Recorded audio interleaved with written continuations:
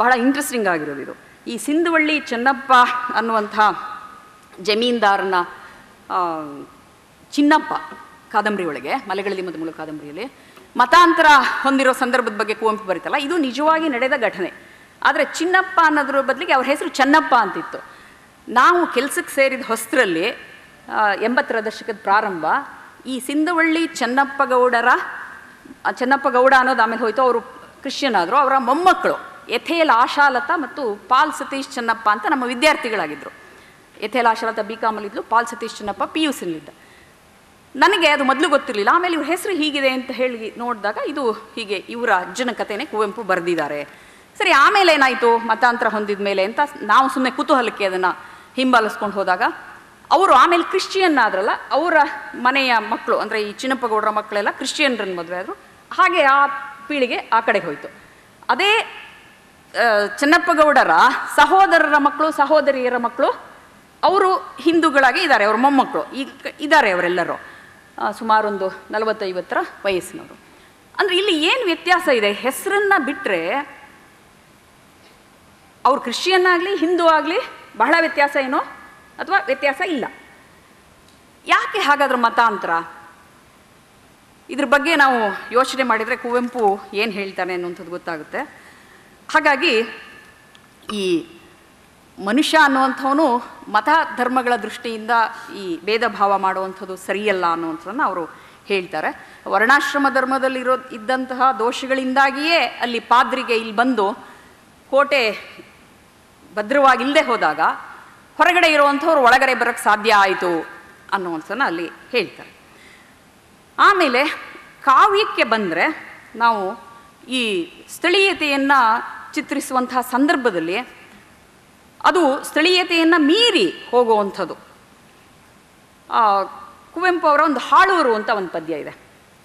ಆ ಹಾಳೂರು ಪದ್ಯವನ್ನು ಅವರು ಬರೀತಾ, ಇದು ಕೂಡ ಅಷ್ಟೇ ನೋಡಿ, 20ನೇ ಶತಮಾನ ಪ್ರಾರಂಭದಲ್ಲೇ ಮಲೆನಾಡಿನ ಒಂದು ಹಳ್ಳಿ, ಅಲ್ಲಿ ಇದ್ದಂಥವರೆಲ್ಲ ಆವಾಗ ವಿದ್ಯಾಭ್ಯಾಸ ಹೊಸದಾಗಿ ಬಂತಲ್ಲ, ಎಲ್ಲರೂ ಪಟ್ಟಣಕ್ಕೆ ಹೋದರು. ಹೋಗಬಾರ್ದು ಅನ್ನೋದನ್ನು ಅವ್ರು ಹೇಳ್ತಿಲ್ಲ. ಯಾಕೆಂದರೆ ಹೊಸ ವಿದ್ಯಾಭ್ಯಾಸದಿಂದ ಏನೇನು ಬಂತು ಅನ್ನೋದನ್ನು ಅವರೇ ಬರೆದಿದ್ದಾರೆ, ನಾವೀಗ ಅದನ್ನು ಗಮನಿಸಿದ್ದೀವಿ.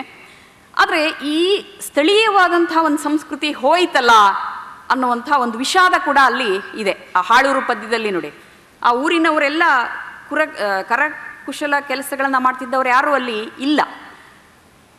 ಮತ್ತು ಗ್ಲೋಬಲೈಸೇಷನ್ಗಿಂತ ಮುಂಚೆ ಅವರು ಈ ಸಾಲುಗಳನ್ನು ಬರೆದಿದ್ದಾರೆ. ಅಕ್ಕ ಸಾಲಿಗರಲ್ಲಿ ಕಮ್ಮಾರರಲ್ಲಿ ನಿನಗೆ ವಸನವನಿತ್ತ ನೇಯ್ಗೆಯವರಲ್ಲಿ ಎಲ್ಲವ ತುಂಬೆ ಅತಿ ಭೋಗ ರೋಗ ಕುಶಲ ಕಲೆಗಳು ಮಾಯವಾದುವೈ ಬೇಗ. ಈ ಅತಿ ಭೋಗದ ರೋಗ ಅನ್ನುವಂಥದ್ದು ಆಗ ಇದು 36ನೇ ಇಸ್ವಿಲಿ ಬರೆದ ಪದ್ಯ, ಇಷ್ಟು ಪ್ರಮಾಣದಲ್ಲಿ ಇರಲಿಲ್ಲ. ಆದರೆ ಈಗ ಇನ್ನೂ ನೀವು ತಗೊಳ್ಳಿ ಬೆಳಗ್ಗೆಯಿಂದ ಸಾಯಂಕಾಲದವರೆಗೆ ಕೊಳ್ತಾನೇ ಇರಿ, ಅದಕ್ಕೆ ಕೊನೆಯೇ ಇಲ್ಲ ಅನ್ನೋದನ್ನು ನಾವು ನೋಡ್ತಾ ಇದ್ದೀವಿ. ಈ ಹಿನ್ನೆಲೆಯಲ್ಲಿ ನೋಡಿದಾಗ ನಮಗೆ ಹಾಳೂರಿನಲ್ಲಿ ಕುವೆಂಪು ಏನು ಹೇಳ್ತಾ ಇದ್ದಾರೆ ಅಂತ ಗೊತ್ತಾಗುತ್ತೆ.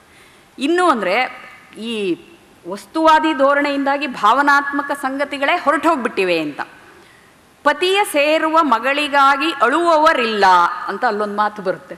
ಅಂದರೆ ಈಗ ಸಾಮಾನ್ಯವಾಗಿ ನೀವು ನೋಡಿದ್ರಿ, ಮದುವೆ ಆಗುವಾಗ ಮದುವೆ ಮಾಡಿ ಮಗಳನ್ನು ಕಳಿಸುವಾಗ ಯಾರೂ ಅಳಲ್ಲ, ಬೇರೆ ಬೇರೆ ಕಾರಣ. ಒಂದು ವಿಡಿಯೋದಲ್ಲಿ ಮೇಕಪ್ ಎಲ್ಲ ಹಾಳಾಗಿ ಹೋಗುತ್ತೆ, ಇನ್ನೊಂದು ಮೊದಲೇ ಈ ಹುಡುಗ ಹುಡುಗಿ ಪರಿಚಯ ಆಗಿರುತ್ತೆ, ಯಾರು ಏನು ಅಂತೆಲ್ಲ ಗೊತ್ತಿರುತ್ತೆ, ಅಳು ಬರೋವಂಥದ್ದು ಬಹಳ ಕಡಿಮೆ ಸಂದರ್ಭ. ಅಂದರೆ ಇಲ್ಲಿ ಹೇಗೆ ಮತ್ತು ಈ ಮೆಟೀರಿಯಲಿಸಮ್ ಅನ್ನೋದು ಎಷ್ಟಾಗಿದೆ ಅದು ನಿಮ್ಗೆ ಗೊತ್ತೇ ಇದೆ. ಸ್ಥಳೀಯವಾದಂಥ ಅಂಶಗಳೆಲ್ಲ ಹೊರಟೋಗಿ ಕುವೆಂಪು ಮಂತ್ರಮಾಂಗಲ್ಯದ ಕಾನ್ಸೆಪ್ಟನ್ನು ಮಾಡಿದರೂ ಕೂಡ ಅದು ಏನು ಪರಿಣಾಮ ಮಾಡದೆ ಎಲ್ಲವೂ ನಡೀತಾ ಇದೆ ಅನ್ನೋಂಥದ್ದನ್ನು ನಾವು ನೋಡ್ತಾ ಇದ್ದೀವಿ. ಈ ರೀತಿಯ ಸನ್ನಿವೇಶಗಳನ್ನು ನೀವು ಇಲ್ಲಿ ನೋಡಿರ್ತೀರಿ. ಈಗ ಉಜಿರೆನಲ್ಲಿ ತುಳು ಗ್ರಾಮ ಅಂತ ಒಂದು ಮಾಡಿದ್ರಲ್ಲಪ್ಪ, ಈ ಸಂಸ್ಕೃತಿ ಇದು ಒಂದು 3-4 ವರ್ಷದ ಹಿಂದೆ ಆದಾಗ, ಅಂದರೆ ಹಿಂದಿನ ಕಾಲದಲ್ಲಿ 70-80 ವರ್ಷದ ಹಿಂದೆ ತುಳು ಮಾತಾಡುವ ಪ್ರದೇಶದ ಹಳ್ಳಿಗಳು ಹೇಗಿತ್ತು ಅಂತ ಅಲ್ಲಿ ಪುನರ್ನಿರ್ಮಾಣ ಮಾಡಿಟ್ಟಿದ್ರು. ಅಂದರೆ ಒಂದು ಹುಲ್ಲಿನ ಮನೆ, ಒಂದು ಭತ್ತದ ಬಣವೆ, ಆಮೇಲೆ ಹಳೆ ಕಾಲದ ಅಡುಗೆ ತಿಂಡಿಗಳು ಅಲ್ಲಿ ಮಾಡಿ ಮಾರಾಟಕ್ಕೆ ಇಟ್ಟಿದ್ರು. ಎಲ್ಲ ನಿಮ್ಮ ಮೇಷ್ಟ್ರುಗಳೆಲ್ಲ ನೋಡಿರ್ತಾರೆ, ಅದನ್ನು ನೀವು ನೋಡದೆ ಹೋದರು, ಕೆಲವೊಂದು 7-8 ವರ್ಷದ ಹಿಂದೆ ಅನಿಸುತ್ತೆ. ಅದೇ ಥರ ಗೋವಾದಲ್ಲೂ ಒಂದಿದೆ, ಒಂದು ಹಳೆಯ ಗ್ರಾಮ, 100 ರೂಪಾಯಿ ಟಿಕೆಟ್ ಕೊಟ್ಟರೆ ನಾವು ಅದನ್ನು ಪೋರ್ಚುಗೀಸರ ಕಾಲದ ಒಂದು ಹಳ್ಳಿ ಅಂತ ಅದನ್ನು ಅಲ್ಲಿ ಎಲ್ಲ ಮಾಡಿಟ್ಟಿದ್ದಾರೆ. ಭತ್ತ ಕುಟ್ಟುವ, ಪೆನ್ನಿ ಮಾಡುವಂತಹ ಜನ, ಅದನ್ನೆಲ್ಲ ಗೊಂಬೆಗಳನ್ನೆಲ್ಲ ಮಾಡಿ ಆ ಇಡೀ ಒಂದು ದೊಡ್ಡ ಪರಿಸರದಲ್ಲಿ ಮಾಡಿಟ್ಟಿದ್ದಾರೆ. ಅಂದರೆ ಈಗ ಕಂಬಾರರ ಒಂದು ಪದ್ಯ ಜನಪದ ರಾಕ್ಷಸ ಅಂತ, ಅದು ಕೂಡ ಇದನ್ನು ಹೇಳುತ್ತೆ. ಅಂದರೆ ನಾವು ಈ ಆಧುನಿಕತೆಯನ್ನು ರೂಢಿಸಿಕೊಳ್ಳುವ ಸಂದರ್ಭದಲ್ಲಿ ಹಳೆಯದರಲ್ಲಿರುವಂಥ ಕೆಲವು ಒಳ್ಳೆಯದನ್ನಾದರೂ ಉಳಿಸ್ಕೋಬೇಕು ಅನ್ನುವ ಒಂದು ಹಂಬಲ ಈ ಹಾಳೂರು ಕವಿತೆಯಲ್ಲಿ ಬರುತ್ತೆ. ಅದರ ಜೊತೆಗೆ ನಾವು ಹೋಗುವೆನು ನಾ ಅನ್ನೋದನ್ನ ಇಟ್ಟು ನೋಡಿದ್ರೆ, ಈ ಹೋಗುವೆನು ನಾ ಅನ್ನುವಂಥ ಪದ್ಯ ಕುವೆಂಪು ಅವರ ಈ ಕಾಣಿಕೆಯನ್ನು ಬಹಳ ಚೆನ್ನಾಗಿ ಹೇಳುತ್ತೆ. ಅಲ್ಲಿ ಹೋಗೋದು ಅಂದರೆ ಅವರು ಭೌತಿಕವಾಗಿ ಮಲೆನಾಡಿಗೆ ಹೋಗೋದಲ್ಲ, ಅಥವಾ ಮಲೆನಾಡಿನಲ್ಲಿ ಅಲ್ಲಿ ಇದ್ದಿದ್ದೆಲ್ಲವೂ ಈಗಲೂ ಇರಲಿ ಅಂತ ಅವ್ರು ಹೇಳ್ತಿಲ್ಲ. ಏನು ಹೇಳ್ತಾ ಇದ್ದಾರೆ ಅಂದರೆ, ವಾಚ್ಯಾರ್ಥದ ಮಲೆನಾಡು ಅಲ್ವೇ ಅಲ್ಲ ಅದು. ಯಾಕೆ ಅಂದರೆ ಅವರು ಹೋಗೋದಕ್ಕೆ ಇಷ್ಟಪಡುವಂತಹ ಆ ಕಲ್ಪನೆಯ ಮಲೆನಾಡಿದೆಯಲ್ಲ, ಅದು ಕುವೆಂಪು ಕನಸಿದ ಒಂದು ಆದರ್ಶ ಪ್ರಪಂಚ. ಅಲ್ಲಿ ಹೊರೆ ಹೊಣೆಯಿಲ್ಲ, ಶಾಸ್ತ್ರದ ವಿಧಿ ನಿಷೇಧಗಳಿಲ್ಲವೈ, ಜಾತಿಗೀತಿಯ ವೇದ ಭೇದದ ಕಟ್ಟುಕಟ್ಟಳೆ ನಿಲ್ಲದೈ ಅಂತ ಹೇಳ್ತಾರೆ. ಅಂದರೆ ಕುವೆಂಪು ಕಾದಂಬರಿಗಳಲ್ಲಿ, ಅವರ ಮಲೆನಾಡಿನ ಚಿತ್ರಗಳಲ್ಲಿ ಬರೆದಿರುವಂತಹ ಮಲೆನಾಡಿನಲ್ಲಿ ಇವೆಲ್ಲವೂ ಇದೆ. ಜಾತಿ ಭೇದದ ಇವೆಲ್ಲವೂ ಇದೆ. ಆದರೆ ಇವ್ರು ಹೇಳ್ತಾ ಇರುವಂಥ ಮಲೆನಾಡಿನಲ್ಲಿ ಅದಿಲ್ಲ, ಶಾಸ್ತ್ರದ ವಿಧಿ ನಿಷೇಧ ಇಲ್ಲ. ಅಂದರೆ ಕವಿ ಏನು ಹೇಳ್ತಾ ಇದ್ದಾರೆ, ಅಲ್ಲಿ ಭಾವದ ಬೆಂಕಿ ಹಕ್ಕಿಯ ಮಿಂಚು ರೆಕ್ಕೆಯ ನೇರುವೆ, ಧರಣಿ ದಿನಮಣಿ ತಾರೆ ನೀಹಾರಿಕೆಯ ನೇಮಿಯ ಮೀರುವೆ, ಕಾಲದಾಚೆಗೆ ದೇಶದಾಚೆಗೆ ಚಿಂತೆಯಾಚೆಗೆ ಹಾರುವೆ, ಕಾವ್ಯಕನ್ಯಾ ಶ್ರಾವ್ಯಕಂಠದೊಳು ಆತ್ಮಭೂತಿಯ ಸಾರುವೆ. ಅಂದರೆ ಈ ಕಾಲ ದೇಶಗಳನ್ನು ಮೀರಿ ಒಂದು ಐಕ್ಯವನ್ನು ಸಾಧಿಸುವ, ಈ ಆದರ್ಶವನ್ನು ಕನಸುವಂತಹ ಒಂದು ಸಾಧ್ಯತೆ ಕಾವ್ಯದಲ್ಲಿ ಇದೆ, ಅಂದರೆ ಕಾವ್ಯ ಸಾಹಿತ್ಯದಲ್ಲಿ ಇದೆ. ಅದನ್ನು ನಾವು ಆ ಆದರ್ಶ ಪ್ರಪಂಚವನ್ನು ನಿಜದಲ್ಲಿ ತರೋದಕ್ಕೆ ಪ್ರಯತ್ನಿಸಬೇಕು ಅಂತ ಇವರು ಮೊದಲಿಂದ ಹೇಳಿದ್ದು ಅದೇ. ವಿಶ್ವಪ್ರಜೆ ವಿಶ್ವಮಾಧವ ಅನ್ನುವಂಥ ಕಾನ್ಸೆಪ್ಟಲ್ಲಿ ಹೇಳ್ತಾ ಇರುವಂಥದ್ದು ಅದೇ. ಆದರೆ ನಾವು ಅದನ್ನು ಸುಮ್ಮನೆ ಓದಿ ಸೆಮಿನಾರ್ಗಳು ಪಠ್ಯಪುಸ್ತಕಗಳಲ್ಲಷ್ಟೇ ಇಟ್ಟಿದ್ದೀವಿ ಎನ್ನುವಂಥದ್ದು ಇವತ್ತು ನಡೀತಾ ಇರುವಂಥ ವಿದ್ಯಮಾನಗಳಿಂದ ನಮಗೆ ಗೊತ್ತಾಗ್ತದೆ. ಹೀಗೆ ಈ ಹೋಗುವೆನು ನಾ ಅನ್ನುವಂತಹ ಕವಿತೆ ಕಾಲದೇಶಗಳನ್ನು ಮೀರಿ ಓದುಗನನ್ನು ಒಂದು ಹೊಸ ಭಾವಕೋಶದವರೆಗೆ ಒಳಗೆ ಕರ್ಕೊಂಡು ಹೋಗುತ್ತೆ. ಇದನ್ನು ಹೇಳ್ತಾ ಅವರು ಇದೇ ಅರ್ಥದ ಇನ್ನೊಂದು ಮಾತನ್ನು ನೆನಪಿನ ದೋಣಿಯಲ್ಲಿ ಹೇಳ್ತಾರೆ.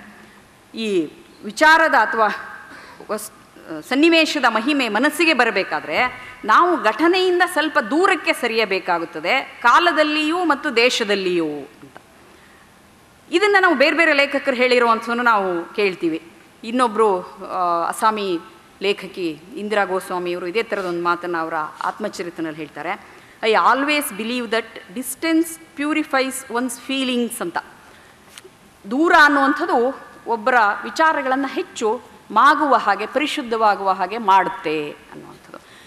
ಆವಾಗೆಲ್ಲ ನನಗೆ ಅನ್ನಿಸ್ತಾ ಇತ್ತು, ಎಷ್ಟೇ ಸ್ಥಳೀಯತೆ ಅಂದರೂ ಕುವೆಂಪು ಒಂದು ವೇಳೆ ಕುಪ್ಪಳಿನಲ್ಲೇ ಇದ್ದಿದ್ರೆ, ಅಲ್ಲಿ ಕುಪ್ಪಳ್ಳಿ ಅಂತ ಬರೆದಿದ್ರಿ, ಅದು ಕುಪ್ಪಳ್ಳಿ ಅಲ್ಲ ಕುಪ್ಪಳಿ ಇದ್ದಿದ್ರೆ ಇಷ್ಟು ಪ್ರಮಾಣದ ಸಾಹಿತ್ಯ ಸೃಷ್ಟಿ ಆಗ್ತಿತ್ತ ಅನ್ನೋ ಪ್ರಶ್ನೆ ಕೇಳಿದಾಗ ಅವರು ಈ ಕಾಲ ದೇಶಗಳಿಗೆ ಕೊಡುವಂತಹ ಮಹತ್ವ ಏನು ಅನ್ನೋಂಥದ್ದು ನಮಗೆ ಅರ್ಥ ಆಗುತ್ತೆ. ಆಗ್ತಿತ್ತೇನೋ, ಅದು ಬೇರೆ ಸ್ವರೂಪದಲ್ಲಿ ಇದ್ದಿರಬಹುದು. ಹೀಗೆ ಕುವೆಂಪು ಅವರ ಈ ವಿಶ್ವಾತ್ಮಕತೆಯ ಚಿತ್ರಗಳು ಅವರ ಬೇರೆ ಬೇರೆ ಬರಹಗಳಲ್ಲಿ ನಮಗೆ ಕಾಣಿಸುತ್ತೆ. ಒಂದು ಹಾಗಾದರೆ ಈ ಬೇರೆ ದೇಶಕ್ಕೆ ಹೋಗುವಂಥದ್ದು ಅದಕ್ಕೂ ಈ ವಿಶ್ವಾತ್ಮಕತೆಗೂ ಅಥವಾ ಈ ಥರದ ಚಿಂತನೆಗೂ ಏನಾದ್ರು ಸಂಬಂಧ ಇದೆಯಾ, ಅಥವಾ ಯಾಕೆ ನಾವು ಹೋಗ್ತೀವಿ, ಹೋಗಬಾರ್ದು ಅನ್ನುವಂಥದ್ದನ್ನು ಅವ್ರು ಹೇಳ್ತಿಲ್ಲ, ಆದರೆ ಅದರ ಮಿತಿ ಏನು ಅನ್ನುವಂಥದ್ದನ್ನಷ್ಟೇ ಹೇಳ್ತಾರೆ. ಇಲ್ಲೊಂದು ಚಿಕ್ಕ ಪದ್ಯ, ಇದು ಬಹುಶಃ ನೀವು ಸಾಮಾನ್ಯವಾಗಿ ಯಾರು ಓದಿಲ್ಲದೆ ಇರುವಂಥ ಒಂದು ಪದ್ಯ, ಅದನ್ನು ನಾನು ಓದ್ತೀನಿ ಕೇಳಿ. ಆವಾಗ ನಿಮಗೆ ಈ ಚಿಂತನೆಯ ಇನ್ನೊಂದು ಮುಖ ಗೊತ್ತಾಗುತ್ತೆ. ಪ್ರಯೋಜನ ಅಂತ ಒಂದು ಕುವೆಂಪು ಅವ್ರ ಪದ್ಯ ಇದೆ. ಪ್ರಯೋಜನ, ಇವತ್ತು ಎಲ್ಲರೂ ಏನು ಕೆಲಸ ಮಾಡೋದಾದರೂ ಅದಕ್ಕೆ ಪ್ರಯೋಜನನೇ ತಾನೆ. ಆ ಡಿಗ್ರಿ ಮಾಡಿದರೆ ಏನು ಪ್ರಯೋಜನ, ಕನ್ನಡ MA ಓದಿದ್ರೆ ಏನು ಪ್ರಯೋಜನ. ನಿನ್ನೆ ನನ್ನ ಸ್ನೇಹಿತೆ ಒಬ್ಬರು ಹೇಳ್ತಾ ಇದ್ರು, ನಿಮ್ಮ ಸೆಮಿನಾರಿಗೆ ಸಂಬಂಧಪಟ್ಟ ಹಾಗೆ ಇಲ್ಲಿ ಬಂದೆಲ್ಲ ಕೇಳಿದ್ರೆ ಕನ್ನಡ MAಗೆ ಜನ ಬರಬಹುದು ಅಂತ ಯಾರೋ ಹೇಳಿದಾಗ ನಮಗೆ ಕನ್ನಡ MAಗೆ ಬನ್ನಿ ಅಂತ ಹೇಳೋಕ್ಕೆ ಸಂಕೋಚ ಆಗುತ್ತೆ ಇವತ್ತು. ಯಾಕೆಂದರೆ ಸುಮಾರು ಜನ ಮೇಡಮ್ ನೀವು ಕೆಲಸ ಕೊಡ್ತೀರಾ ಕನ್ನಡ MA ಮಾಡಿದ್ರೆ ಅಂತ ಪೇರೆಂಟ್ಸ್ ಕೇಳ್ತಾರೆ ಅಂತ. ಆದರೆ ಇದಲ್ಲ, ಈ ಪ್ರಯೋಜನ ಮೂಲವಾದಂಥದ್ದು ವಿದ್ಯಾಭ್ಯಾಸ ಅಲ್ಲ. ಆ ದೃಷ್ಟಿಯಿಂದ ನಾವು ನೋಡಬಾರ್ದು ಅಂತ. ಕೆಲಸ ಬೇಕು ಹೌದು, ಆದರೆ ಈ ಪ್ರಯೋಜನ ಅನ್ನೋದನ್ನೇ ನಾವು ಯೋಚಿಸ್ತಾ ಹೋದರೆ ಬದುಕಿನಲ್ಲಿ ಬಹಳಷ್ಟನ್ನು ನಾವು ಕಳ್ಕೋಬೇಕು, ಮತ್ತು ಪಡೆದಿದ್ದಕ್ಕೇನಕ್ಕೂ ಅರ್ಥ ಇರಲ್ಲ ಎಷ್ಟೋ ಸಲ. ಈ ಪದ್ಯ ನೋಡಿ, ಇಲ್ಲಿ ಎರಡು ಇವು ಬಿಂದಿಗೆ ಒಂದು ತಂಬಿಗೆ ಒಂದು ಮಾತಾಡ್ತಾ ಇವೆ. ತಂಬಿಗೆ ಚಿಕ್ಕದು, ಬಿಂದಿಗೆ ದೊಡ್ಡದು, ನಿಮ್ಗೆ ಗೊತ್ತಿದೆ. ತಂಬಿಗೆ ಕೇಳಿತು ಬಿಂದಿಗೆಯ, ಓ ನೀರು ತುಂಬಿದ ಬಿಂದಿಗೆ, ಸಹರಾ ಮರುಭೂಮಿಗೆ ಹೊರಟಿದ್ದೀಯಾ ಅಂತ.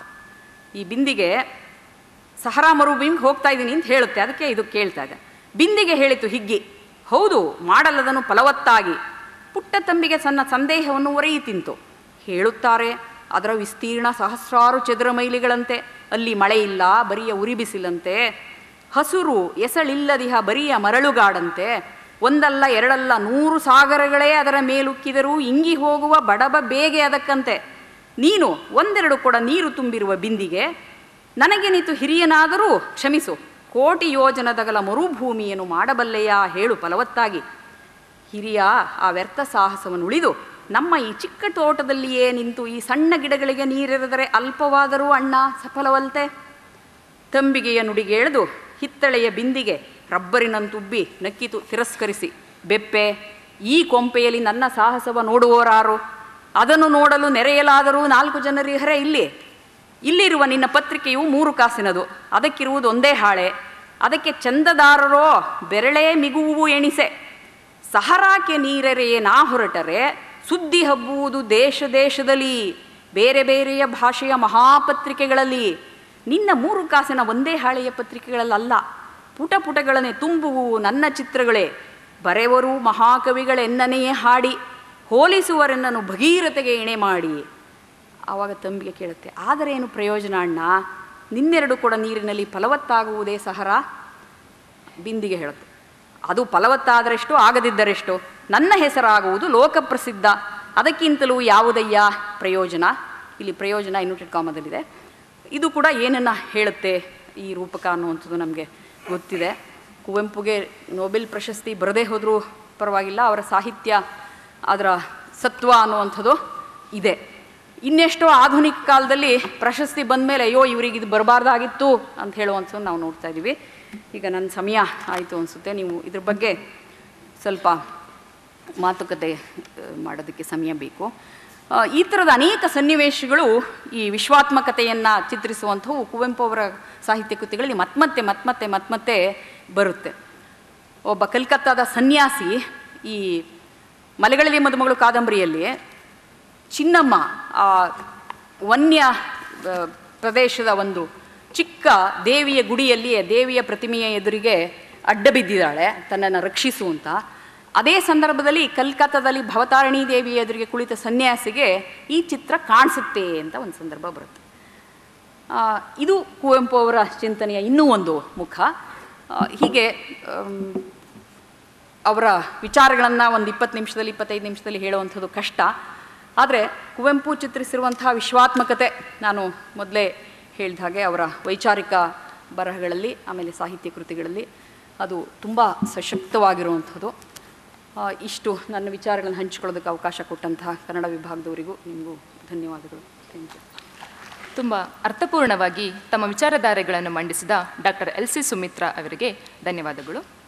ಕುವೆಂಪು ಅವರ ವಿಚಾರಧಾರೆಯನ್ನು ಕುರಿತು ಬಹಳ ಗಂಭೀರವಾದಂತಹ ಟಿಪ್ಪಣಿಯನ್ನು ಇಬ್ಬರು ಪ್ರಾಧ್ಯಾಪಕರು ಮಂಡಿಸಿದ್ದಾರೆ.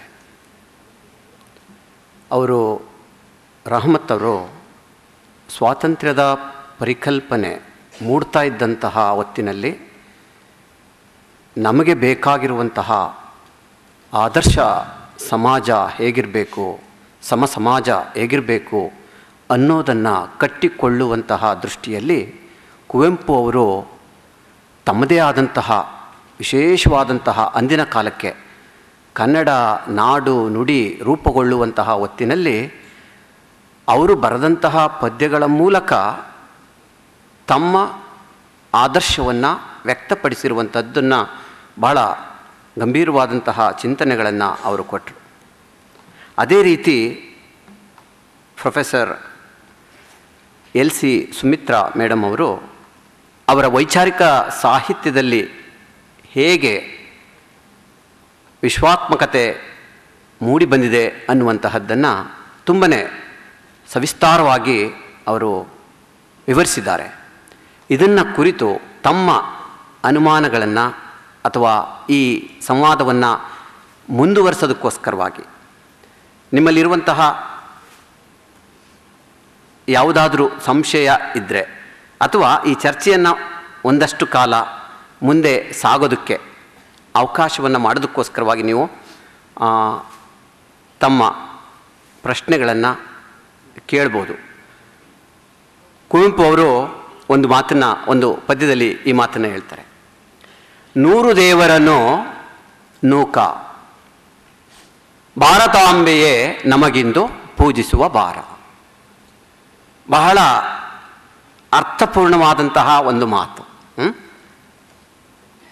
ಅಂತಹ ಹೊತ್ತಿನಲ್ಲೇ ಇನ್ನೊಂದು ಮಾತನ್ನು ಅವರು ಹೇಳ್ತಾರೆ. ನಮಗೆ ಎಂದೋ ಮನು ಬರೆದಿಟ್ಟದ್ದು ಯಮಗೆ ಕಟ್ಟೇನೋ ಇಂದು. ಅದು ನಮಗೆ ಬೇಕಾಗಿಲ್ಲ. ಯಾರೋ ಒಬ್ಬ ಹಸಿದು ಬಂದಂತಹವನಿಗೆ ನೀರನ್ನು ಕೊಡೋದಕ್ಕೆ ಯಾವ ಶಾಸ್ತ್ರವೂ ಕೂಡ ನಮಗೆ ಹೇಳಿಕೊಡಬೇಕಾದಂತಹ ಅಗತ್ಯ ಇಲ್ಲ ಅನ್ನುವಂತಹ ನುಡಿಗಳನ್ನು ಕೂಡ ಅವರು ಆಡಿದ್ದಾರೆ. ಈ ಹಿನ್ನೆಲೆಯಲ್ಲಿ ತಾವು ಕುವೆಂಪು ಅವರ ಚಿಂತನೆಗಳನ್ನು ಮುಂದುವರಿಸೋದಕ್ಕೋಸ್ಕರವಾಗಿ ಒಂದೆರಡು ನಿಮ್ಮ ಅನುಮಾನಗಳನ್ನು ಬಗೆಹರಿಸೋಕ್ಕೋಸ್ಕರವಾಗಿ ನೀವು ಪ್ರಶ್ನೆಗಳನ್ನು ಕೇಳಿ, ವಿದ್ಯಾರ್ಥಿಗಳು ಕೇಳ್ಬೋದು ಅಥವಾ ನಮ್ಮ ಇಲ್ಲಿರುವಂತಹ ಯಾರು ಕೂಡ ಈ ಸಂವಾದದಲ್ಲಿ ಭಾಗವಹಿಸ್ಬೋದು ಅಂತ ಹೇಳಿ ತಮ್ಮಲ್ಲಿ ಮನವಿ ಮಾಡ್ತಾ ಇದ್ದೀನಿ. ಸ್ನೇಹಿತರೆ, ಮೊದಲ ಗೋಷ್ಠಿ ಇಲ್ಲಿಗೆ ಸಂಪನ್ನಗೊಂಡಿದೆ. ಈ ವಿಚಾರಗೋಷ್ಠಿಯಲ್ಲಿ ತಮ್ಮ ವಿಚಾರಗಳನ್ನು ಮಂಡಿಸಿದ ಪ್ರೊಫೆಸರ್ ರೆಹಮತ್ ತರೀಕೆರೆ ಅವರಿಗೆ ಸ್ಮರಣಿಕೆಯನ್ನು ನೀಡಿ ಗೌರವಿಸಬೇಕೆಂದು ಪ್ರೊಫೆಸರ್ ಸೋಮಣ್ಣ ಸರ್ ಇವರಲ್ಲಿ ವಿನಂತಿಸಿಕೊಳ್ಳುತ್ತೇನೆ.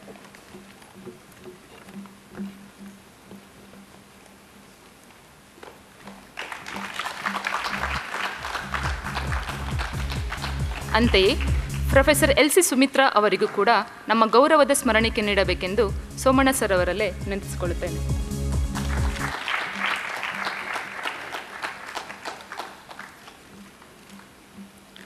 ಧನ್ಯವಾದಗಳು ಸರ್.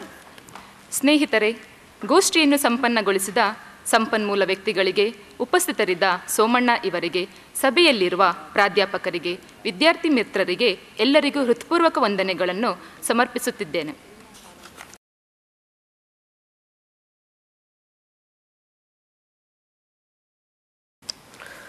ಕನ್ನಡ ವಿಶ್ವವಿದ್ಯಾನಿಲಯ ಹಂಪಿಯ ಭಾಷಾಂತರ ಅಧ್ಯಯನ ವಿಭಾಗದ ಸಹ ಪ್ರಾಧ್ಯಾಪಕರಾದಂಥ ಎಂ ಉಷಾರವರು ಭಾಷಾಂತರ ಅಧ್ಯಯನ, ಕನ್ನಡ ಸಾಹಿತ್ಯ, ಮಹಿಳಾ ಅಧ್ಯಯನದಲ್ಲಿ ವಿಷಯ ತಜ್ಞತೆಯನ್ನು ಹೊಂದಿದ್ದು, ಜೆಂಡರ್ ಸ್ಟಡೀಸ್, ಸಾಹಿತ್ಯ ವಿಮರ್ಶೆ, ಭಾಷಾಂತರ, ಸಮೂಹ ಮಾಧ್ಯಮಗಳು ಇವರ ಆಸಕ್ತಿಯ ಕ್ಷೇತ್ರಗಳಾಗಿವೆ. ಪತ್ರಿಕೆ, ಮಹಿಳೆ, ಸಾಂಸ್ಕೃತಿ ಚಿಂತನೆ, ಭಾರತೀಯ ಸ್ತ್ರೀವಾದ, ಮಹಿಳಾ ಚಳವಳಿ, ಮಹಿಳಾ ವಿಷಯಗಳು, ಮಹಿಳೆ ಮತ್ತು ಜಾತಿ, ಒಳಗಣ ರಣರಂಗ, ಹೊರಗಣ ಶೃಂಗಾರ, ಸುರುಚಿ ಮುಂತಾದ ಹಲವಾರು ಕೃತಿಗಳನ್ನು ಇವರು ಪ್ರಕಟಿಸಿರುತ್ತಾರೆ. ಹಾಗೆ ಮಹಿಳಾ ಅಧ್ಯಯನ, ಆಧುನಿಕ ಮಹಿಳಾ ಲೇಖನ ಪ್ರಪಂಚ ಇದರ ಸಂಪಾದಕರಾಗಿ ಕೂಡ ಕಾರ್ಯನಿರ್ವಹಿಸಿರುತ್ತಾರೆ. ಇದನ್ನು ಯಾಕೆ ಹೇಳ್ತಿದ್ದೀನಿ ಅಂದರೆ, ಅವರನ್ನು ನಾವು ಭೇಟಿ ಮಾಡೋಕ್ಕೆ ಹೋದಾಗ ಅವರು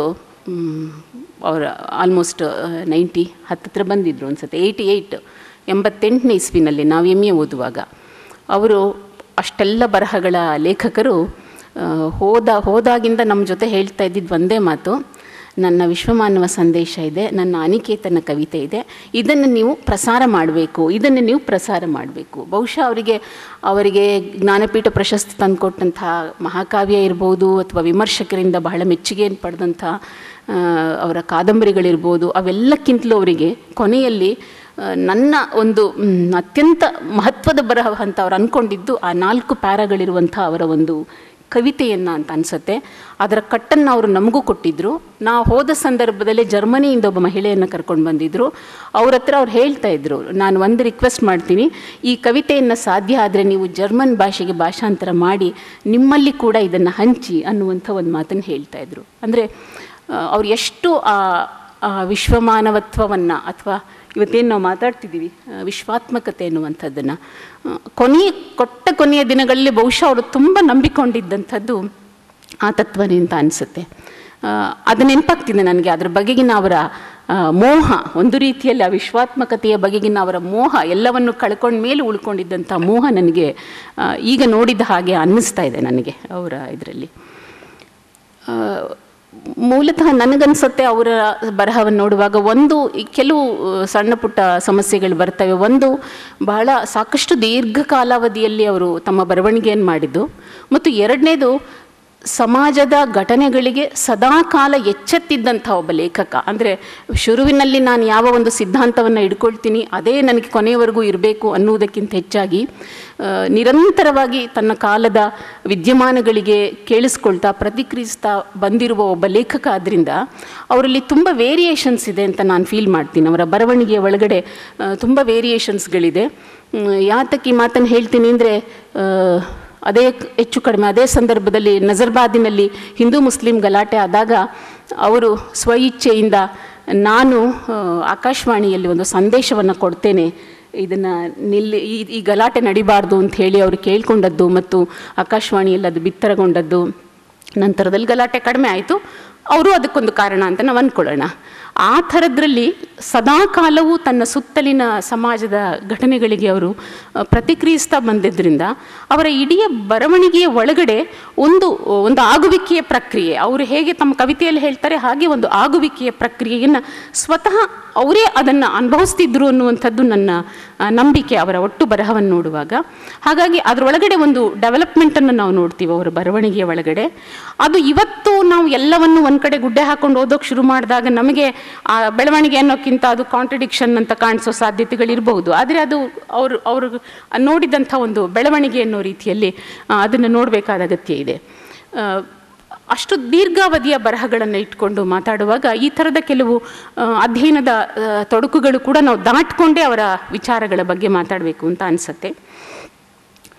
ಮೂಲತಃ ಅವರು ಒಂದು ಉದಾರವಾದಿ ಮಾನವತಾವಾದದ ಮಹತ್ವದ ಪ್ರತಿಪಾದಕ ಅಂತಲೇ ನಾನು ಇವತ್ತಿಗೂ ಅಂದ್ಕೊಂಡಿದ್ದೀನಿ. ಅವರ ಎಲ್ಲ ಬರವಣಿಗೆ ಎಲ್ಲ ನಂತರವೂ ಅವರು ಅಂಥ ಒಂದು ಚಿಂತನೆಯನ್ನು ಬೆನ್ನಲ್ಲಿ ಇಟ್ಕೊಂಡು ಅದನ್ನು ಎಷ್ಟರ ಮಟ್ಟಿಗೆ ವಿಸ್ತರಿಸ್ತಾ ಹೋಗ್ಬೋದು ಅನ್ನುವಂಥದ್ದು ಅವರ ಬಹಳ ಮುಖ್ಯವಾದಂಥ ಒಂದು ಚಿಂತನೆಯಾಗಿತ್ತು. ಅವರ ವಿಶ್ವಾತ್ಮಕತೆಯ ಪರಿಕಲ್ಪನೆ ಕೂಡ ಇದರ ಒಂದು ಭಾಗವಾಗಿಯೇ ಅರಳ್ತಾ ಹೋದಂಥ ಒಂದು ಪರಿಕಲ್ಪನೆ ಅಂತ ನಾನು ಅಂದ್ಕೊಳ್ತೀನಿ. ಅದು ಅರಳ್ತಾನೆ ಹೋಗುವಂಥ ಒಂದು ಸನ್ನಿವೇಶವನ್ನು ನಾವು ನೋಡ್ತೀವಿ. ಕಳೆದ ಒಂದು 30-40 ವರ್ಷಗಳಿಂದ ಕನ್ನಡ ಸಾಹಿತ್ಯದ ಅಧ್ಯಯನ ಅಥವಾ ಕರ್ನಾಟಕದ ಒಂದು ಸಾಂಸ್ಕೃತಿಕ ಜಗತ್ತು ಈ ಗುರುತು ರಾಜಕಾರಣ, ಐಡೆಂಟಿಟಿ ಪಾಲಿಟಿಕ್ಸಿನ ಭಾಗವಾಗಿ ಎಷ್ಟು ತನ್ನನ್ನು ತಾನು ತೊಡಗಿಸ್ಕೊಂಡು ಬಿಟ್ಟಿದೆ ಅಂದರೆ, ಇವತ್ತು ಮತ್ತೆ ನಮಗೆ ಉದಾರವಾದಿ ಮಾನವತಾವಾದದ ಕಡೆಗೆ ತಿರುಗಬೇಕೇನೋ ನಾವು ಅನ್ನುವಂಥ ಒಂದು ಅನಿವಾರ್ಯವನ್ನು ನಮ್ಮ ನಡುವೆ ಸೃಷ್ಟಿಸಿದೆ ಅಂತ ನನಗೆ ಅನ್ನಿಸ್ತಾ ಇದೆ. ಇದು ಕೇವಲ ಅವ್ರ ಜಯಂತಿಗೋಸ್ಕರ ಮಾಡುವಂಥದ್ದಲ್ಲ, ಇದು ನಾವು ಮತ್ತೆ ಹೊರಳಿ ನೋಡಬೇಕಾದಂತಹ ಒಂದು ದಾರಿಯನ್ನು, ಒಂದು ಆರಂಭದ ಬಿಂದು ಅಂತ ನಾನು ಈ ಸೆಮಿನಾರಿನ ಈ ಟಾಪಿಕನ್ನು ನಾನು ಗ್ರಹಿಸ್ತಾ ಇದ್ದೀನಿ. ಅದನ್ನು ನಮ್ಮ ಐಡೆಂಟಿಟಿ ಪಾಲಿಟಿಕ್ಸ್ ಅದರ ಭಾಗವಾಗಿ ಬಂದ ವಿಮರ್ಶೆಗಳು, ಏನೆಲ್ಲ ಪ್ರಶ್ನೆಗಳನ್ನು ಕುವೆಂಪು ಕೂಡ, ಅಥವಾ ಕುವೆಂಪು ಹೆದರಿಸಬಾರ್ದು ಅಂತಲ್ಲ, ನನ್ನನ್ನು ಒಳಗೊಂಡ ಹಾಗೆ ನಾವು ಕುವೆಂಪುವನ್ನು ಕಳೆದ 40-50 ವರ್ಷಗಳಿಂದ ಏನೆಲ್ಲ ಪ್ರಶ್ನೆಗಳನ್ನು ಮಾಡಿದ್ದೀವಿ.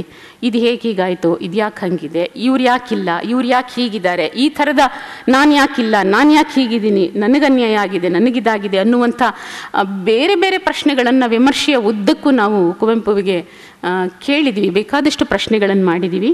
ಆ ಎಲ್ಲ ಪ್ರಶ್ನೆಗಳನ್ನು ದಾಟಿ ಇವತ್ತು ಅವರ ವಿಶ್ವಾತ್ಮಕತೆಯ ಒಂದು ಪರಿಕಲ್ಪನೆ ಏನಿತ್ತು ಅನ್ನುವಂಥ ಒಂದು ನೆಲೆಗೆ ಬಂದಿದ್ದೀವಿ.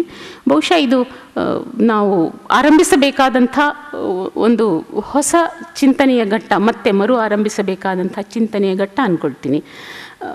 ಯಾಕೆ ಮಾತನ್ನು ಹೇಳ್ತೀನಿ ಅಂದರೆ, ಬೆಳಗ್ಗೆಯಿಂದ ಮಾತಾಡ್ತಾ ಇದ್ದೀವಿ ನಾವು ಎಂಥ ಒಂದು ವಿಷಮವಾದ ಒಂದು ಪರಿಸ್ಥಿತಿಯಲ್ಲಿ ನಾವು ನಿಂತಿದ್ದೀವಿ ಅಂತ. ನಮ್ಮ ಹತ್ರ ದೊಡ್ಡ ದೊಡ್ಡ ಶಸ್ತ್ರಗಳು ಇದ್ದಾವೆ, ಬೇರೆಯವರ ಶಸ್ತ್ರಗಳಿಂದ ರಕ್ಷಿಸ್ಕೊಳ್ಳೋಕ್ಕೆ ನಮ್ಮ ಹತ್ರ ಒಳ್ಳೊಳ್ಳೆಯ ಬುಲೆಟ್ ಪ್ರೂಫ್ಗಳು ಇದ್ದಾವೆ. ಈ ಬುಲೆಟ್ ಪ್ರೂಫ್ಗಳನ್ನು ಹಾಕ್ಕೊಂಡು ನಾವು ಯಾರನ್ನು ತಬ್ಕೋಬೇಕು, ಯಾರ ಜೊತೆಯಲ್ಲಿ ಸ್ನೇಹದಿಂದಿರಬೇಕು, ಯಾರನ್ನು ಸ್ಪರ್ಶಿಸಬೇಕು, ಅದೇ ನಮಗೆ ಗೊತ್ತಿಲ್ಲ. ಎಲ್ಲರೂ ನಮ್ಮ ಜಾಗದಲ್ಲಿ ನಾವು ನಿಂತಿದ್ದೀವಿ. ನಮ್ಮ ಬೇಕಾದ ಯಂತ್ರಗಳು ಇದ್ದಾವೆ, ಅಸ್ತ್ರಗಳು ಇದ್ದಾವೆ, ನಮ್ಮ ಹತ್ರ ಎಲ್ಲವನ್ನೂ ಇಟ್ಕೊಂಡಿದ್ದೀವಿ. ಹೀಗೆ ನಿಂತರೆ ನಾವು ಖಂಡಿತವಾಗ್ಲೂ ನಾವು ಯಾರನ್ನೂ ಸ್ಪರ್ಶಿಸಲಾರೆವು, ಯಾರನ್ನೂ ನಾವು ನಮ್ಮ ಹತ್ತಿರಕ್ಕೆ ತರ್ಕೊಳ್ಳೋಕೆ ಸಾಧ್ಯ ಇಲ್ಲ. ಯಾಕಂದರೆ ನಮ್ಮ ಹತ್ರ ಅಸ್ತ್ರ ಇದೆ ಅಂತ ಅವ್ರಿಗೆ ಭಯ, ಅವ್ರ ಹತ್ರ ಅಸ್ತ್ರ ಇದೆ ಅಂತ ನಮಗೆ ಭಯ ಅಷ್ಟೇ. ಈ ಥರದ ಒಂದು ಸನ್ನಿವೇಶದಲ್ಲಿ ನಿಂತಿರುವಾಗ ಮತ್ತೆ ನಾವೆಲ್ಲರನ್ನೂ ಒಬ್ಬರನ್ನೊಬ್ಬರು ಸ್ಪರ್ಶಿಸಬೇಕಾದರೆ ಜಗತ್ತಿನಲ್ಲಿರುವ ಎಲ್ಲರೂ ಕೂಡ, ಅವ್ರಿವ್ರು ತಪ್ಪಂತಲ್ಲ, ನಾವೆಲ್ಲರೂ ಅಂಥ ಒಂದು ಸನ್ನಿವೇಶದಲ್ಲಿ ಬಂದು ನಿಂತ್ಕೊಂಡು ಬಿಟ್ಟಿದ್ದೀವಿ ಇವತ್ತು. ಅಂಥ ಹೊತ್ತಿನಲ್ಲಿ ಈ ಬಗೆಯ ಯುಟೋಪಿಯಾ ಅನ್ನೋ ಮಾತು ಬಂತು. ಅನಿಸ್ಬೋದು ಇದೇನೋ ಒಂದು ಆದರ್ಶದ ಥರ ಅನ್ನಿಸ್ತಿದೆ ಅಂತ. ಬಹುಶಃ ಮತ್ತೆ ಈಗ ನಮಗೆ ಆ ಯುಟೋಪಿಯಾದ ಕನಸನ್ನೇ ಕಾಣುವಂಥ ಒಂದು ಸನ್ನಿವೇಶ ನಿರ್ಮಾಣ ಆಗ್ತಿದೆಯೇನೋ ಅನಿಸುತ್ತೆ. ಆ ಮೂಲಕವೇ ಮತ್ತೆ ನಾವು ಹೆಜ್ಜೆ ಇಡಬೇಕೇನೋ ಅಂತ ಅನ್ನಿಸ್ತಾ ಇದೆ. ಆ ಎಲ್ಲ ಪ್ರಶ್ನೆಗಳನ್ನು ದಾಟಿಕೊಂಡು ನಾವು ಕುವೆಂಪುವಿಗೆ ಈ ಎಲ್ಲ ಪ್ರಶ್ನೆಗಳನ್ನು ಎಸೆದು ಮಹಿಳೆಯರ ಐಡೆಂಟಿಟಿಯ ಕಾರಣಕ್ಕಾಗಿ ಪ್ರಶ್ನೆ ಮಾಡಿದ್ದೀವಿ, ದಲಿತರ ಐಡೆಂಟಿಟಿಯ ಕಾರಣಕ್ಕಾಗಿ ಪ್ರಶ್ನೆ ಮಾಡಿದ್ದೀವಿ, ಅಲ್ಪಸಂಖ್ಯಾತರ ಐಡೆಂಟಿಟಿಯ ಕಾರಣಕ್ಕಾಗಿ ಪ್ರಶ್ನೆ ಮಾಡಿದ್ದೀವಿ.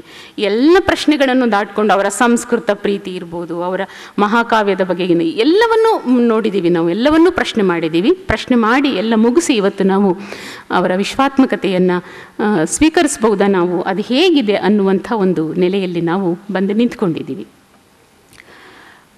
ನಾನು ಬೆಂಗಳೂರಿಂದ ಬಂದೆ. ಬರುವಾಗ ಈ ಥರ ಒಂದು ವಿಶ್ವಾತ್ಮಕತೆಯನ್ನು ಒಂದು ಸೆಮಿನಾರ್ಗೆ ಹೋಗ್ತಿದ್ದೀನಿ ಅಂದಾಗ ಬೆಂಗಳೂರಿನವರಿಗೆ ಎಲ್ಲವನ್ನು ಇಂಗ್ಲೀಷಿಗೆ ಭಾಷಾಂತರ ಮಾಡಿಕೊಂಡು ಅರ್ಥ ಮಾಡಿಕೊಳ್ಳುವಂಥ ಒಂದು ಸನ್ನಿವೇಶದಲ್ಲಿ ಇದ್ದಾರೆ. ಯಾರು ಕೇಳಿದರು, ವಿಶ್ವಾತ್ಮಕತೆ ಅಂದರೆ ಯೂನಿವರ್ಸ್ಯಾಲಿಟಿ ಅಂತಾನ, ಕುವೆಂಪು ಆ್ಯಂಡ್ ಯೂನಿವರ್ಸ್ಯಾಲಿಟಿ ಅಂತಾನ ಸೆಮಿನಾರು ಅಂತ ಸುಮ್ಮನೆ ಅವರು ಸಾಹಿತ್ಯದವರೆಲ್ಲ ಕೇಳಿದರು. ಇಲ್ಲ ಹಾಗೇನಿಲ್ಲ ಅಂತ. ಮತ್ತು ಇನ್ನೇನದು ವಿಶ್ವಾತ್ಮಕತೆ ಅಂದರು. ಅದು ವಿಶ್ವಾತ್ಮಕತೆ ಅಷ್ಟೇ, ಅದು ಯೂನಿವರ್ಸ್ಯಾಲಿಟಿನೂ ಅಲ್ಲ, ಅದು ಯೂನಿವರ್ಸಲಿಸಮೂ ಅಲ್ಲ. ನಾನು ಅದೆರಡೂ ಅಂತ ಅಂದ್ಕೊಂಡಿಲ್ಲ ಅದನ್ನು. ಅದು ಕುವೆಂಪು ಅವರ ವಿಶ್ವಾತ್ಮಕತೆ ಅಂತಲೇ ನನ್ನ ತಿಳುವಳಿಕೆಯ ಒಂದು ಕಲ್ಪನೆ ಇದೆ, ಅದಷ್ಟೇ. ಮತ್ತು ಇದನ್ನು ಏನು ಮಾಡೋದು ಅಂದರು, ಹಾಗೆ ಓದ್ಕೊಳ್ಳಿ ನೀವು ಅದನ್ನು ನೀವು ಅರ್ಥ ಮಾಡ್ಕೊಳ್ಳಿ ಅಂತ. ಯಾತಕ್ಕೆ ನಾನು ಇದನ್ನು ಹೇಳಿದೆ ಅಂದರೆ, ಬೆಳಗ್ಗೆಯಿಂದ ಮಾತಾಡ್ತಿದ್ದೀವಿ ವಿಶ್ವಾತ್ಮಕತೆಯ ಬೇರೆ ಬೇರೆ ರೂಪಗಳ, ಭಾಳ ಮುಖ್ಯವಾಗಿ ಆರ್ಥಿಕತೆ ಇತ್ಯಾದಿ ಮಾತಾಡ್ತಿದ್ದೀವಿ. ಈವನ್ ಸಾಂಸ್ಕೃತಿಕವಾಗಿಯೂ ಕೂಡ ನಾವು ಇವತ್ತು ಯೂನಿವರ್ಸ್ಯಾಲಿಟಿ ಅಂದರೆ ಒಂದು ಬಗೆಯಲ್ಲಿ ವಿಶ್ವವನ್ನು ಆವರಿಸುವುದು ಅನ್ನೋ ಥರ ಮಾತಾಡ್ತಿದ್ದೀವಿ. ನಾವು ಯಾವತ್ತು ವಿಶ್ವವನ್ನು ಆವರಿಸ್ಕೋತೀವಿ, ನಾವು ಯಾವತ್ತು ವಿಶ್ವವನ್ನು ಆವರಿಸ್ಕೋತೀವಿ ಅಂತ. ಆದರೆ ವಿಶ್ವವನ್ನು ಆವಾಹಿಸಿಕೊಳ್ಳುವಂಥದ್ದು, ಇವರು ಹೇಳೋದು ಆತ್ಮೀಕರಿಸಿಕೊಳ್ಳುವಂಥದ್ದು, ಜಗತ್ತನ್ನು ನನ್ನ ಒಳಗೆ ತಂದುಕೊಳ್ಳುವಂಥದ್ದು, ನಾನು ಅದನ್ನು ಎಳೆದುಕೊಳ್ಳುವಂಥದ್ದಲ್ಲ, ನನ್ನ ಒಳಗೆ ತಂದುಕೊಳ್ಳುವಂಥ ಒಂದು ಗೊತ್ತಿಲ್ಲ ನಂಗೆ ಅದರ ವೇರಿಯೇಷನ್ಸನ್ನು ನಿಮಗೆ ಕಮ್ಯುನಿಕೇಟ್ ಮಾಡೋಕ್ಕಾಗ್ತಿದೆಯೋ ಇಲ್ವೋ ಗೊತ್ತಿಲ್ಲ. ಆ ಥರದ ಒಂದು ನೆಲೆಯಿಂದ ಅವ್ರು ನೋಡ್ತಾ ಇರೋದ್ರಿಂದ ನಾನು ಈ ವಿಶ್ವಾತ್ಮಕತೆಯನ್ನು ಹಾಗೇ ಇಟ್ಕೊಳ್ಳೋಕ್ಕೆ ಇಷ್ಟಪಡ್ತೀನಿ. ಅವರು ಹೇಗೆ ನೋಡಿದರು ಅನ್ನುವ ರೀತಿಯಲ್ಲೇ ಇಟ್ಕೊಂಡು ಇದನ್ನು ನೋಡೋಕ್ಕೆ ಇಷ್ಟಪಡ್ತೀನಿ. ವಿಶ್ವವನ್ನು ಒಳಗೊಳ್ಳುವಂಥ ಒಂದು ಬಹಳ ಆದರ್ಶದ ಅಥವಾ ಒಂದು ದೊಡ್ಡ ಮಾನವೀಕರಣದ ಒಂದು ಪ್ರಕ್ರಿಯೆಯನ್ನು ಕುವೆಂಪು ಹೇಗೆ ಪ್ರವೇಶ ಹೇಗೆ ಮಾಡ್ಬೋದು ಅನ್ನುವಂಥ ನೆಲೆಯಲ್ಲಿ ಹೊರಟಂಥ ಒಂದಿದು. ತುಂಬ ಬೆಳಗ್ಗೆಯಿಂದ ಬೇರೆ ಬೇರೆ ಥರದ ಚರ್ಚೆಗಳು ನಡೆದಿದೆ. ಅವರ ಎರಡು ನಂಬಿಕೆಗಳು ನನಗೆ ಬಹಳ ಮುಖ್ಯ ಅಂತ ಅನ್ನಿಸ್ತು ಈ ಸಂದರ್ಭದಲ್ಲಿ ಅವರು ಇದು ಮಾಡುವಾಗ. ಒಂದು, ಅವರು ಪದೇ ಪದೇ ಬೆಳೆಯುವಾಗ ಅವರು ಈ ಲಾಂಛನಗಳನ್ನು ಕಳೆದುಕೊಳ್ಳುವಿಕೆಯ ಬಗ್ಗೆ ಮಾತಾಡ್ತಾರೆ. ಒಬ್ಬ ಮನುಷ್ಯ ವಿಶ್ವಮಾನವನಾಗಬೇಕಾದ್ರೆ ಅವನು ತನ್ನ ಲಾಂಛನಗಳನ್ನು, ಅವರು ಗುಡಿ, ಚರ್ಚು, ತತ್ವ, ಸಿದ್ಧಾಂತ, ಧರ್ಮ ಈ ಎಲ್ಲ ಪರಿಕಲ್ಪನೆಗಳು ಬಳಸ್ತಾರೆ. ಇವೆಲ್ಲವನ್ನು ಕೂಡ ಅವರು ಈ ಎಲ್ಲ ಲಾಂಛನಗಳು, ನಾವು ಏನೇನು ಇಟ್ಕೊಂಡಿದ್ದೀವಿ, ನಮ್ಮದು ಅನ್ನುವಂಥ ಲಾಂಛನಗಳು ಇಟ್ಕೊಂಡಿದ್ದೀವಿ. ಈ ಲಾಂಛನಗಳು ಒಂದು ಕಡೆ ನಮಗೆ ನಮ್ಮ ಗುರುತುಗಳನ್ನು ಕೊಡ್ತಾ ಇದೆ, ಇನ್ನೊಂದು ಕಡೆ ಬೇರೆಯ ಗುರುತಿನಿಂದ ನಮ್ಮನ್ನು ಪ್ರತ್ಯೇಕಿಸುವ ಕೆಲಸವನ್ನು ಕೂಡ ಮಾಡ್ತಾ ಇದೆ. ಈ ಲಾಂಛನಗಳನ್ನು ಕಳೆದುಕೊಳ್ಳುವಿಕೆಯ ಬಗ್ಗೆ ಅವರು ಬಹಳ ನಿಖರವಾಗಿ ಅವರಿಗೆ ಅದ್ರ ಬಗ್ಗೆ ಒಂದು ನಂಬಿಕೆ ಇದೆ. ನಾವು ನಮ್ಮ ಲಾಂಛನಗಳನ್ನು ಕಳ್ಕೊಂಡು ಒಂದಾಗಬೇಕು ಅಂತ. ನನಗೆ ಅವರ ಕವಿತೆಗಳಲ್ಲಿ ಬಹಳ ಇಷ್ಟವಾದದ್ದು, ಅವರು ಶ್ರವಣಬೆಳಗೊಳದ ಗೊಮ್ಮಟೇಶ್ವರನನ್ನು ನೋಡಿ ಇದಾಗ ಬರೆದಂಥ, ಅದರ ಕುರಿತು ಬರೆದಂಥ ಒಂದು ಕವಿತೆ, ಅದನ್ನು ನೆನ್ಪು ಮಾಡ್ಕೊಳ್ತಾ ಇದ್ದೀನಿ ಈಗ ಮಾತಾಡುವಾಗ.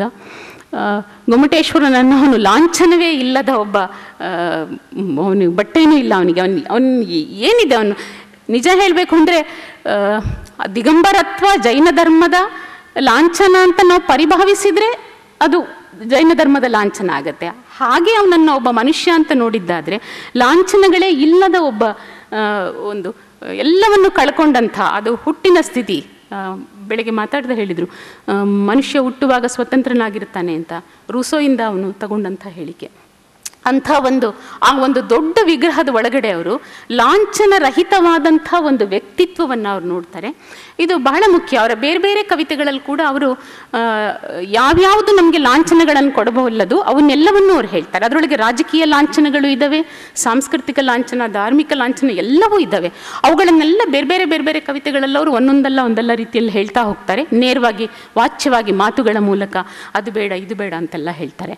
ಅದೆಲ್ಲವನ್ನೂ ಮೂರ್ತೀಕರಿಸಿಕೊಂಡ ಹಾಗೆ ಅವರು ಆ ಗೊಮ್ಮಟನ ಒಂದು ಪರಿಕಲ್ಪನೆಯನ್ನು ಅವರು ಲಾಂಛನರಹಿತವಾದಂಥ ಒಂದು ಜೀವಿ ಸೃಷ್ಟಿಯಾದರೆ, ನಮ್ಮ ಆ ಎಲ್ಲ ಇವನ್ನು ಕಳ್ಕೊಂಡು ನಾವು ನಿಲ್ಲುವುದಾದರೆ ಆಗ ನಮಗೆ ಒಂದು ಗೊಮ್ಮಟ ಸ್ವರೂಪ ಬರ್ತದೆ. ಅದರ ಒಂದು ಗೊಮ್ಮಟನ ಹೈಟ್ ಅಂತೀರಾ ಅದನ್ನು, ಅಥವಾ ಅದು ಅವನ ಉನ್ನತಿ ಅಂತ ಕರಿತೀರಾ, ಏನು ಕರಿತೀರಾ, ಅಂಥ ಒಂದು ವಿಶ್ವತೋಮುಖವಾದಂಥ ಒಂದು ವ್ಯಕ್ತಿತ್ವ ಬರ್ತದೆ. ಅದು ಬಾಹ್ಯವಾಗೂ ಬರ್ತದೆ, ನಮ್ಮ ಅಂತರಂಗದಲ್ಲೂ ಬರ್ತದೆ ಎನ್ನುವ ಅರ್ಥದಲ್ಲಿ ಅವರು ಲಾಂಛನಗಳ ಬಗ್ಗೆ ಮಾತಾಡ್ತಾ ಹೋಗ್ತಾರೆ. ಅದಕ್ಕೆ ಸಂಬಂಧಪಟ್ಟ ಹಾಗೆ ಇದು ತುಂಬ ಮುಖ್ಯ ಅನಿಸುತ್ತೆ. ಅವರು ವಿಶ್ವಾತ್ಮಕತೆಯನ್ನು ಹೊಂದುವ ದಾರಿ ಯಾವುದು ಅನ್ನುವ ಹುಡುಕಾಟದಲ್ಲಿ ಅವರಿಗೆ ಲಾಂಛನ ಕಳೆದುಕೊಳ್ಳುವಂಥದ್ದು ಬಹಳ ಮುಖ್ಯವಾದಂಥ ಒಂದು ಪರಿಕಲ್ಪನೆಯಾಗಿ ನಮ್ಮ ಕೈಗೆ ಅವರು ಕೊಡ್ತಾರೆ. ನಾವು ಆ ಕಡೆಗೆ ನಡೆದ್ರೆ, ಲಾಂಛನ ರಹಿತರಾಗುವತ್ತ ನಾವು ಹೆಜ್ಜೆ ಹಾಕಿದರೆ ಬಹುಶಃ ನಮ್ಮ ದಿನದಿನದ ಇವತ್ತು ನಾವೇನೇನು ನೋಡ್ತಿದ್ದೀವಿ ಎಲ್ಲ ಬಹುತೇಕ ಸಮಸ್ಯೆಗಳು ನಮ್ಮ ಲಾಂಛನಗಳಿಂದಾಗಿಯೇ ನಮಗೆ ಬಂದಿವೆ ಏನೋ ಅನಿಸುತ್ತೆ. ಅದರಿಂದ ಆಚೆಗೆ ಬರುವಂಥ ಒಂದು ಬಹಳ ಮುಖ್ಯವಾದಂಥ ಒಂದು ಇದು ಕಾಣಿಸುತ್ತೆ. ಹಾಗೆ ಇನ್ನೊಂದು ಬಹಳ ಮುಖ್ಯವಾಗಿ ಅವರು ಆ ದಾರಿಯ ಮಾರ್ಗವಾಗಿ ಹೇಳುವಂಥದ್ದು, ಬಹುಶಃ ನಮ್ಮ ಥರದ ರಾಷ್ಟ್ರಗಳಿಗೆ, ಅಂದರೆ ನಾವು ಅವರು ಕಾವ್ಯ ಬರೆಯುವ ಹೊತ್ತಿನಲ್ಲಿ ನಾವು ಬ್ರಿಟಿಷರ ಅಧೀನದಲ್ಲಿದ್ವಿ, ನಮಗೆ ರಾಜಕೀಯ ಸ್ವಾತಂತ್ರ್ಯ ಇರಲಿಲ್ಲ, ಈ ಥರದ ಎಲ್ಲ ಸಮಸ್ಯೆಗಳ ನಡುವೆನೂ ನಾವು ತಲೆ ಎತ್ತಿ ನಿಲ್ಲುವಂಥ ಒಂದು ಗುಣ ಅದು ತುಂಬ ಮುಖ್ಯ ಅಂತ ಅವರ ಪರಿಕಲ್ಪನೆಯ ಪ್ರಕಾರ. ಅವರ ಬಹಳ ಪ್ರಸಿದ್ಧವಾಗಿ ಎಲ್ಲರೂ ಬಳಕೆಗೊಳ್ಳುವಂಥ ಒಂದು ಸಾಮಾನ್ಯನ ಒಂದು ಪರಿಕಲ್ಪನೆ ಇದೆಯಲ್ಲ, ಶ್ರೀ ಸಾಮಾನ್ಯ ಅನ್ನುವಂಥ ಪರಿಕಲ್ಪನೆ, ಅದನ್ನು ತುಂಬ ಬಳಸಿದ್ದೀವಿ ನಾವು, ಬೇರೆ ಬೇರೆ ಕಡೆ ಬಳಸಿದ್ದೀವಿ. ಅದನ್ನು ಕೂಡ ಅವರು ಒಂದು ಮಹತ್ವದ ದಾರಿಯಾಗಿ, ವಿಶ್ವಾತ್ಮಕತೆಗೆ ಚಲಿಸುವಂಥ ಒಂದು ಮಹತ್ವದ ದಾರಿಯಾಗಿ ಅವರು ಗುರುತಿಸ್ಕೊಳ್ತಾ ಹೋಗ್ತಾರೆ. ತಲೆ ಎತ್ತಿ ನಿಲ್ಲುವುದು, ತಲೆ ಎತ್ತಿ ನಡೆಯುವುದು, ನಮ್ಮನ್ನು ನಾವು ಮೊದಲು ನಮ್ಮೊಳಗೆ ವಿಶ್ವ ಇದೆ, ಅದನ್ನು ಕೂಡ ನಾವು ಗಮನಿಸ್ಕೋಬೇಕು. ಅವರು ಬೇರೆ ಬೇರೆ ರೂಪದಲ್ಲಿ ಶಂಕರಾಚಾರ್ಯರ ಇದನ್ನು ಕೂಡ ಅವರು ಬಳಸ್ಕೊಳ್ತಾ ಹೋಗ್ತಾರೆ. ಅವರ ಇದರೊಳಗಡೆ ಕೆಲವು ಕಡೆಯಲ್ಲಿ ಬೇರೆ ಬೇರೆ ಸಿದ್ಧಾಂತಗಳನ್ನು ಬಳಸ್ಕೊಳ್ಳುವಾಗ ಅದರ ಬಗ್ಗೆ ಕೂಡ ಅವರು ತುಂಬ ಮುಖ್ಯವಾಗಿ ಹೇಳ್ತಾರೆ. ಅವರ ಶ್ರೀಸಾಮಾನ್ಯನ ದೀಕ್ಷಾಗೀತೆ ಅವುಗಳಲ್ಲೆಲ್ಲ ವ್ಯಕ್ತಿತ್ವಕ್ಕೆ ಒಂದು ಕಳೆದು ಹೋಗಿರುವ ವ್ಯಕ್ತಿತ್ವವನ್ನು ಅಥವಾ ನಮ್ಮ ಹತ್ರ ಇಲ್ಲ ಅಂದ್ಕೊಂಡಿರುವಂಥ ಒಂದು ವ್ಯಕ್ತಿತ್ವವನ್ನು ಪಡ್ಕೊಳ್ಳೋದು ಹೇಗೆ ಅನ್ನುವ ಮೂಲಕ ಕೂಡ ಅವರು ವಿಶ್ವಾತ್ಮಕತೆಯ ಜೊತೆಗಿನ ಒಂದು ಅನುಸಂಧಾನ ಅದು ಕೂಡ ತುಂಬ ಮುಖ್ಯ ಅಂತ. ನಮಗೆ ನಮ್ಮ ಬಗೆಗಿನ ಆತ್ಮವಿಶ್ವಾಸ ಇಲ್ಲದೆ ಹೋದರೆ ನಾವು ವಿಶ್ವವನ್ನು ಅಪ್ಪಿಕೊಳ್ತೀವಿ ಎನ್ನುವಂಥ ಸಾಮರ್ಥ್ಯ ಬರಲ್ಲ ನಮಗೆ. ನಾವು ಇಂಗ್ಲೀಷ್ ಬರಲಿ, ಮತ್ತೊಂದು ಭಾಷೆ ಬರಲಿ, ಎಲ್ಲವೂ ಬರಲಿ, ನೀವೆಲ್ಲ ಬಂದರೂ ನಾವು ಬದುಕಬಲ್ಲೆವು, ನಾವು ಇರ್ತೀವಿ, ನಾವು ನಾಶ ಆಗಲ್ಲ ಅಂತ ನಾವು ಅಂದ್ಕೊಳ್ಳೋಕ್ಕೆ ನಮಗೆ ಭಾಳ ದೊಡ್ಡ ಆತ್ಮವಿಶ್ವಾಸ ಕೂಡ ತುಂಬ ಮುಖ್ಯ. ಅದು ಯಾವುದರೇ ಎದುರಿಗೆ ವಿಶ್ವಾತ್ಮಕತೆಯನ್ನು ಒಳಗೊಳ್ಳುವುದಕ್ಕೆ ಅದನ್ನು ಒಳಗೊಳ್ಳಬಲ್ಲೆ ನಾನು ಅನ್ನುವಂಥ ಒಂದು ಆತ್ಮವಿಶ್ವಾಸ ಕೂಡ ನನಗಿರಬೇಕು. ಈ ಆತ್ಮವಿಶ್ವಾಸವನ್ನು ಪಡ್ಕೊಳ್ಳೋದು ಕೂಡ ನಮಗೆ ಬಹಳ ಮುಖ್ಯವಾದಂಥ ಒಂದು ಪರಿಕಲ್ಪನೆ ಅಂತ ಹೇಳ್ತಾರೆ. ನನಗೆ ಈ ಎರಡೂ ಬಗೆಯ ಪ್ರಕ್ರಿಯೆಗಳು, ಒಬ್ಬ ವ್ಯಕ್ತಿ ಅಥವಾ ಒಂದು ಸಮಾಜ ವಿಶ್ವಾತ್ಮಕತೆಯನ್ನು ಒಪ್ಪಿಕೊಳ್ಳುವುದಕ್ಕೆ ಈ ಎರಡು ಕ್ರಿಯೆಗಳು ಬಹಳ ಮುಖ್ಯವಾಗಿ ನಡಿಬೇಕು ಅಂತ ಅನಿಸುತ್ತೆ. ಅದನ್ನು ಅವರ ಬೇರೆ ಬೇರೆ ಕವಿತೆಗಳಲ್ಲಿ ನಾನು ಬೇರೆ ಬೇರೆ ಇಮೇಜ್ಗಳ ಮೂಲಕ ನೋಡುವ ಪ್ರಯತ್ನವನ್ನು ನಾವು ಅದರೊಳಗೆ ಮಾಡ್ತಾ ಹೋಗ್ಬೋದು ಅನ್ನುವಂಥದ್ದು ಬಹಳ ಮುಖ್ಯವಾದಂಥದ್ದು. ಆದರೆ ಈಗೇನಾಗುತ್ತೆ, ಈಗ ನಾವು ಅವರ ಇಡೀ ಬರವಣಿಗೆಯನ್ನು ಓದುವಾಗ ಒಂದು ಸಣ್ಣ ಇದಾಗುತ್ತೆ, ಈಗ ಹೇಳ್ಬೋದೋ ಎಲ್ಲೋ ಗೊತ್ತಿಲ್ಲ. ಮಿಶೆಲ್ ಫೂಕೋ ಅವನು ಕೊನೆಯ ದಿನಗಳಲ್ಲಿ ಹೇಳಿದ್ನಂತೆ, ನಾನು ಇದುವರೆಗೆ ಏನೇನು ಪ್ರಕಟ ಮಾಡಿದ್ದೀನಿ ಅದನ್ನು ಮಾತ್ರ ಪ್ರಕಟಿಸಬೇಕು, ನನ್ನ ಅಪ್ರಕಟಿತ ಬರಹಗಳನ್ನು ಪ್ರಕಟಿಸಬಾರ್ದು ಅಂತ. ಅದೊಂದೊಂದು ಕಂಡೀಷನ್ ಅಂತ ಹೇಳ್ತಾರೆ. ಆಮೇಲೆ ಅದರ ಆಡಿಯೋ ವರ್ಷನ್ಗಳನ್ನು ಪಬ್ಲಿಷ್ ಮಾಡಿದರು, ಅದು ಬೇರೆ ಪ್ರಶ್ನೆ. ಆದರೆ ಅವನ ಅಂತಿಮ ವಾಕ್ಯ ಏನಾಗಿತ್ತು ಅಂದರೆ, ನಾನು ಪ್ರಕಟಿಸಬಹುದು ಅಂತ ಏನು ತೀರ್ಮಾನ ಮಾಡಿದ್ದೀನಿ ಅದನ್ನು ಪ್ರಕಟಿಸಿದ್ದೀನಿ ಅಂತ. ಆದರೆ ಕುವೆಂಪು ಅವರ ರೈಟಿಂಗನ್ನು ನೋಡುವಾಗ ಕೆಲವು ಕವಿತೆಗಳು ಬಹುಶಃ ಅವರು ಅಂದರೆ ಅವರ ಈ ವಿಶ್ವಾತ್ಮಕತೆಯ ಒಂದು ಬೆಳವಣಿಗೆಗೆ ಕೆಲವು ಕವಿತೆಗಳನ್ನು ಬಹುಶಃ ಅವ್ರು ಇವತ್ತಿದ್ದರೆ ಇದು ಬೇಡ ಅಂತ ಅವರೇ ಬಿಡ್ತಾ ಇದ್ರೇನೋ ಅಂತ ನನಗನ್ಸತ್ತೆ. ಕೆಲವು ಕವಿತೆಗಳನ್ನು ನೋಡುವಾಗ, ಈ ಕಾಲದಲ್ಲಿ ನಿಂತು ನೋಡುವಾಗ ಅನಿಸತ್ತೆ. ಯಾತಕ್ಕೆ ಈ ಮಾತನ್ನು ಹೇಳ್ತೀನಿ ಅಂದರೆ, ನಾವು ಅವ್ರನ್ನ ಭೇಟಿ ಮಾಡಿದಾಗ ಅವ್ರಿಗೊಂದು ಪ್ರಶ್ನೆಯನ್ನು ಕೇಳಿದ್ವಿ. ನಾವು ತುಂಬ ಸಣ್ಣವರು, ಅವ್ರನ್ನ ಪ್ರಶ್ನೆ ಕೇಳುವಷ್ಟು ದೊಡ್ಡವರೇನಾಗಿರಲಿಲ್ಲ, ಆದರೂ ಕೇಳಿದ್ವಿ ನಾವು, ನಿಮ್ಮ ಸಾಹಿತ್ಯದಲ್ಲಿ ಹೆಣ್ಮಕ್ಕಳೆಲ್ಲ ಬಹಳ ಭಾವುಕರಾಗಿ ಇದ್ದಾರೆ, ಯಾಕೆ ಅವರು ಹಾಗಿದ್ದಾರೆ ಅನ್ನುವಂಥ ಒಂದು ಪ್ರಶ್ನೆಯನ್ನು ಕೇಳಿದ್ವಿ. ಆಗ ನಮಗೆ ಅವರು ವೈಚಾರಿಕವಾಗಿರಬೇಕು, ಕಾರಂತರ ನಾಯಕಿಯರೆಲ್ಲ ಇಂಟಲೆಕ್ಚುಯಲ್ ಆಗಿ ಇರುವವರು ಅನ್ನುವಂಥ ಒಂದು ಎಲ್ಲೋ ಬಹುಶಃ ಓದಿದ್ವೋ ಎಲ್ಲೋ ಕೇಳಿದ್ವೋ ಏನೋ ಆ ಥರದ್ದು ಒಂದಿದು. ಅವ್ರನ್ನ ಕೇಳಿದ್ವಿ. ಅವ್ರು ಒಂದು ನಿಮಿಷ ಹಾಗನ್ಸುತ್ತಾ ಅಂತ ಆಚೀಚೆ ನೋಡಿಬಿಟ್ಟು ಮತ್ತೆ ಮುಂದಕ್ಕೆ ಉತ್ತರ ಕೊಡಲಿಲ್ಲ. ಆದರೆ ಎಲ್ಲೂ ಅವರು ಅವೈಚಾರಿಕವಾಗಿಲ್ಲ ಅಲ್ವಾ ಅಂತ ಕೇಳಿದರು. ಅಂದರೆ ಹೊಸ ತಲೆಮಾರಿನವರು ನಿಮಗೆಲ್ಲಾದರೂ ಅವರು ಅವೈಚಾರಿಕವಾಗಿದ್ದಾರೆ ಅಂತ ಅನಿಸುತ್ತಾ ಅಂತ. ನನಗೆ ಈಗಲೂ ಅವರ ಎಕ್ಸ್ಪ್ರೆಷನ್, ಅವರ ಆ ಇಳಿವಯಸ್ಸಿನ ಇದು ನನಗೀಗಲೂ ನೆನಪಿದೆ ಅವ್ರು ಹೇಳುವಾಗ. ಯಾತಕ್ಕೆ ಮಾತನ್ನು ಹೇಳ್ತೀನಿ ಅಂದರೆ, ಅವರಷ್ಟೆಲ್ಲ ನಾವು ಏನೋ ನಮ್ಗೆ ಅನಿಸಿದ್ದನ್ನು ಕೇಳಿದಂಥ ಒಂದು ಪ್ರಶ್ನೆ ಕೇಳುವಾಗ ಅವ್ರು ಎಷ್ಟು ಗಂಭೀರವಾಗಿ ತಮ್ಮ ಸಾಹಿತ್ಯದ ಇಡೀ ಆ ಒಂದು ಕ್ಷಣದಲ್ಲಿ ಅವರು ಇಡೀ ಬರಹವನ್ನು ತಮ್ಮ ಕಣ್ಮುಂದೆ ತಂದ್ಕೊಂಡ್ಬಿಟ್ರೇನೋ ಅಂತ ನಂಗೆ ಅನ್ನಿಸ್ತು. ಅನಿಸಿ ಅವರು ಎಲ್ಲೋ ಅವೈಚಾರಿಕವಾಗಿದ್ದಾರೆ ಇಲ್ಲ ಅಲ್ವಾ ಅನ್ನೋ ಮಾತನ್ನು ಹೇಳಿದರು. ನಾವು ಗಾಬರಿ ಆಗೋದ್ವಿ. ನಾವು ಅವ್ರು ಏನಾದ್ರು ಉತ್ತರ ಕೊಡ್ತಾರೆ ಅಂದ್ಕೊಂಡಿದ್ವಿ. ಅವ್ರು ಯಾವಾಗ ನಮ್ಮನ್ನು ಮರು ಪ್ರಶ್ನೆ ಮಾಡಿದರು ನಮಗೆ ಗಾಬರಿ ಆಗೋಯ್ತು. ಇಲ್ಲ ಅಂತ ನಾವು ನಮ್ಮ ಪ್ರಶ್ನೆಯನ್ನು ವಾಪಸ್ ತಗೊಂಡ್ವಿ. ಯಾಕೆ ಈ ಮಾತನ್ನು ಹೇಳ್ತೀನಿ ಅಂದರೆ, ಕೆಲವು ಕವಿತೆಗಳನ್ನು ಓದುವಾಗ ನನಗೂ ಕೂಡ ಆ ಥರ ಅನಿಸಿದೆ. ಈ ಕವಿತೆಗಳು ಇಷ್ಟೆಲ್ಲ ಮಾತಾಡುವಾಗಲೂ ಅವರ ವಿಚಾರಧಾರೆಗಳನ್ನು ಜಸ್ಟಿಫೈ ಮಾಡ್ಕೊಳ್ಳೋಕ್ಕಾಗಲ್ಲ ಅನ್ನುವಂಥ ಕೆಲವು ಕವಿತೆಗಳು ನನಗೂ ಅನಿಸುತ್ತೆ. ಅದು ಸಮಸ್ಯೆ. ಅದನ್ನು ಈ ನೆಲೆಯಲ್ಲಿಟ್ಟು ನೋಡಬೇಕು ಅಂದರೆ, ಸ್ಥಳೀಯತೆ ಮತ್ತು ವಿಶ್ವಾತ್ಮಕತೆಯ ನಡುವಿನ ಒಂದು ಅನುಸಂಧಾನದ ಕೆಲಸದಲ್ಲಿ ಅವರಿಗೆ ಸ್ಥಳೀಯತೆಯನ್ನು ಪೂರ್ಣವಾಗಿ ಒಪ್ಕೊಳ್ಳೋಕ್ಕಾಗಲಿಲ್ವೋ ಏನೋ ಅನ್ನುವಂಥ ಒಂದು ಸಣ್ಣ ಅನುಮಾನ ನನಗಿದೆ. ಸ್ಥಳೀಯತೆ ಬಗೆಗಿನ ಅವರ ಈಗ ನಾವು ವಿಶ್ವಾತ್ಮಕತೆ ಮತ್ತು ಸ್ಥಳೀಯತೆಗಳನ್ನು ವರ್ಸಸ್ ಅನ್ನೋ ಥರದಲ್ಲಿ ನೋಡಿದ್ದಾದರೆ, ವಿಶ್ವಾತ್ಮಕತೆಯ ಎದುರಿಗೆ ನಾವು ನಮ್ಮ ಸ್ಥಳೀಯತೆಯನ್ನು ಇಡಬೇಕು ಅನ್ನುವಂಥ ಒಂದು ನೆಲೆಯಲ್ಲಿ ನೋಡೋದಾದರೆ, ಸ್ಥಳೀಯತೆಯನ್ನು ಅನುಸಂಧಾನಗೊಳಿಸುವ ದಿಕ್ಕಿನಲ್ಲಿ ಅವರಿಗೆ ಕೆಲವು ಸಮಸ್ಯೆಗಳಿತ್ತು ಅನಿಸತ್ತೆ. ಇದಕ್ಕೆ ಬೇರೆ ಬೇರೆ ಕಾರಣಗಳಿರ್ಬೋದು. ಒಂದು ಆ ಕಾಲದ ಅವರ ಸಮಸ್ಯೆನೂ ಇರ್ಬೋದು, ಆ ಕಾಲದ ಸಮಸ್ಯೆ ಕೂಡ ಇರ್ಬೋದು. ಎರಡನೇದು, ಬೆಳಗ್ಗೆಯಿಂದ ಮಾತಾಡ್ತಿದ್ವಿ, ಅವರು ಕೂತಲ್ಲೇ ಎಲ್ಲವನ್ನೂ ನೋಡ್ತಾ ಇದ್ರು ಅಂತ. ಅವರು ಟೂರ್ ಮಾಡ್ತಾ ಇರಲಿಲ್ಲ, ಅವರೆಲ್ಲೂ ಹೋಗ್ತಾ ಇರಲಿಲ್ಲ ಅಂತ. ಅದು ಅವರ ಒಟ್ಟು ಬರಹದ ಸ್ಟ್ರೆಂತ್ ಕೂಡ ಇರ್ಬೋದು, ಅಥವಾ ಅದು ಅವರ ಬರಹದ ವೀಕ್ನೆಸ್ ಕೂಡ ಇರ್ಬೋದು ಅಂತ ಅನಿಸತ್ತೆ. ಅವರು ಹೆಚ್ಚು ಅವ್ರ ಪಾಡಿಗೆ ಅವರು ದೊಡ್ಡ ಪುಸ್ತಕಗಳನ್ನು ಓದಿ ದೊಡ್ಡದನ್ನು ನೋಡಿ ಮಾಡಿ ಬರಿತಾ ಇದ್ರು. ಅವರು ಹೆಚ್ಚು ಇಂಟ್ರ್ಯಾಕ್ಷನ್ ಸೊಸೈಟಿಯ ಜೊತೆಯಲ್ಲಿ ಇಲ್ಲ ಅನ್ನುವಂಥ ಮಾತನ್ನು ಕೆಲವರು ಹೇಳ್ತಾರೆ. ಆ ಥರದ ಕಾರಣಗಳು ಇರ್ಬೋದು ಸ್ಥಳೀಯತೆಯನ್ನು ಅವರಿಗೆ. ಬೆಳಗ್ಗೆಯಿಂದ ರಹಮತ್ ಅವರು 2-3 ಪ್ರಶ್ನೆಗಳನ್ನು ಎತ್ತಿದ್ರು ವಚನ ಸಾಹಿತ್ಯದ ಬಗ್ಗೆ, ಅವರಿಗೆ ಯಾಕೆ ಈ ಥರದ್ದು ಸಮಸ್ಯೆ ಆಯಿತು ಅಂತ. ಹಾಗೆ ಅವರ ಮಹದೇಶ್ವರನ ಬೆಟ್ಟಕ್ಕಂತೆ ಎನ್ನುವಂಥ ಕವಿತೆಯನ್ನು ಓದಿದರೆ, ಅವರು ಮಹದೇಶ್ವರನ ಜನ ಪರಿಸರದಲ್ಲಿ ಮೆಚ್ಚಿ ಹೋಗುವಂಥ ಒಂದು ಸ್ಥಳೀಯ ಸಂಸ್ಕೃತಿ ಇದೆಯಲ್ಲ, ಮಹದೇಶ್ವರನ ಬೆಟ್ಟಕ್ಕೆ ಹೋಗೋ ಸಂಸ್ಕೃತಿ, ಅದವರಿಗೆ ಒಂದು ದೊಡ್ಡ ಮೌಢ್ಯವಾಗಿ ಕಾಣಿಸುತ್ತೆ ಅಷ್ಟೇ. ಅದರ ಆಚೆಗೆ ಅವರಿಗೆ ಅದರಲ್ಲಿ ಏನೂ ಕಾಣಿಸ್ತಾ ಇಲ್ಲ. ಅದನ್ನೊಂದು ಮೌಢ್ಯ ಅಂತಷ್ಟೇ ಅವರು ಅದನ್ನು ಬರೀತಾರೆ. ಹಾಗೆ ಕೆಲವು ಕಡೆ ಅವರು ಬೇರೆ ಬರವಣಿಗೆಗಳಿಗೆ ಹೋಗುವಾಗ ಅದನ್ನು ಇನ್ನೊಂದು ರೀತಿಯಲ್ಲಿ ನೋಡಿದ್ದು ಇದೆ. ಆ ಥರದ ಕೆಲವು ಸಂಗತಿಗಳನ್ನು ನೋಡುವಾಗ ಅವರಿಗೆ 2-3 ಕಾರಣಗಳು. ಒಂದು, ಅವರಿಗೆ ಆಧುನಿಕ ವಿಜ್ಞಾನದ ಬಗ್ಗೆ ತುಂಬ ಗೌರವ ಇತ್ತು ಅವರಿಗೆ ಅನಿಸುತ್ತೆ. ತಂತ್ರಜ್ಞಾನದ ಮತ್ತು ವಿಜ್ಞಾನದ ನಡುವೆ ಕೂಡ ಅವರು ವ್ಯತ್ಯಾಸವನ್ನು ಮಾಡ್ಕೊಳ್ತಾ ಇದ್ರು. ಆಧುನಿಕ ವಿಜ್ಞಾನದ ಬಗ್ಗೆ, ವಿಜ್ಞಾನಿಗಳ ಬಗ್ಗೆ ಅವರಿಗೆ ತುಂಬ ಗೌರವ ಇತ್ತು. ವಿಜ್ಞಾನವನ್ನು ಅವರ ಕವಿತೆಗಳಲ್ಲಿ ಬೇಕಾದಷ್ಟು ಕವಿತೆಗಳು ವಿಜ್ಞಾನವನ್ನು ಆಧರಿಸಿದಂಥ, ವಿಜ್ಞಾನದ ಸಿದ್ಧಾಂತಗಳನ್ನು ಸಾಹಿತ್ಯದಲ್ಲಿ ಕಸಿ ಮಾಡುವಂಥ ಕವಿತೆಗಳನ್ನು ನಾವು ನೋಡ್ತೀವಿ. ಎಲ್ಲೋ ಒಂದು ಕಡೆ ಈ ಆಧುನಿಕ ವೈಜ್ಞಾನಿಕ ಮನೋಭಾವ ಅನ್ನುವಂಥದ್ದು ಅವರಿಗೆ ತಮ್ಮ ಜಗತ್ತನ್ನು, ಸ್ಥಳೀಯ ಜಗತ್ತನ್ನು ಅರ್ಥ ಮಾಡಿಕೊಳ್ಳುವುದರಲ್ಲಿ ಎಲ್ಲೋ ಒಂದು ಕಡೆ ತೊಡಕನ್ನು ಕೂಡ ಉಂಟು ಮಾಡಿದೆಯೇನೋ ಅಂತ ಅನಿಸುತ್ತೆ. ಆ ಥರದ ಒಂದು ಆಧುನಿಕ ವಿಜ್ಞಾನದ ಬಗೆಗಿನ ಗೊತ್ತಿಲ್ಲ, ಅದು ಇನ್ನೊಂಚೂರು ಯೋಚನೆ ಮಾಡಬೇಕು ಅನ್ಸುತ್ತೆ ಅದ್ರ ಬಗ್ಗೆ. ಬಟ್ ಅವರ ಎಲ್ಲ ಕವಿತೆಗಳನ್ನೆಲ್ಲ ಓದುವಾಗ ವಿಜ್ಞಾನದ ಬಗ್ಗೆ ಅವರಿಗೆ, ನಮಗೆ ಈಗ ಆಧುನಿಕ ವಿಜ್ಞಾನದ ಬಗ್ಗೆ ಅಂಥ ಒಂದು ಇದಿಲ್ಲ, ಮೋಹ ಇಲ್ಲ ನಮಗೆ. ಸ್ವಲ್ಪ ಅದರಿಂದ ನಾವು ಪಕ್ಕಕ್ಕೆ ಸರಿದಿದ್ದೇವೆ. ವಿಜ್ಞಾನ ನಮಗೆ ಎಲ್ಲವನ್ನು ಕೊಡಬಲ್ಲದು ಅಂತಲೋ, ಅಥವಾ ವಿಜ್ಞಾನದಿಂದ ನಮ್ಮ ಬದುಕು 100ಕ್ಕೆ 100 ಹಸನಾಗುತ್ತೆ ಅನ್ನೋದ್ರ ಬಗ್ಗೆನೂ ನಮಗೆ ಈಗ ಆ ಘಟ್ಟದಲ್ಲಿ ನಾವು ನಿಂತಿದ್ದೀವಿ, ವಿಜ್ಞಾನವನ್ನು ಅನುಮಾನಿಸಬೇಕು ಅನ್ನೋ ಘಟ್ಟದಲ್ಲಿ. ಆದರೆ ಅವರು ಅದನ್ನು ವಿಜ್ಞಾನಿಗಳನ್ನು ತುಂಬ ಇದು ಮಾಡ್ಕೊಂಡಿದ್ದಂಥವ್ರು.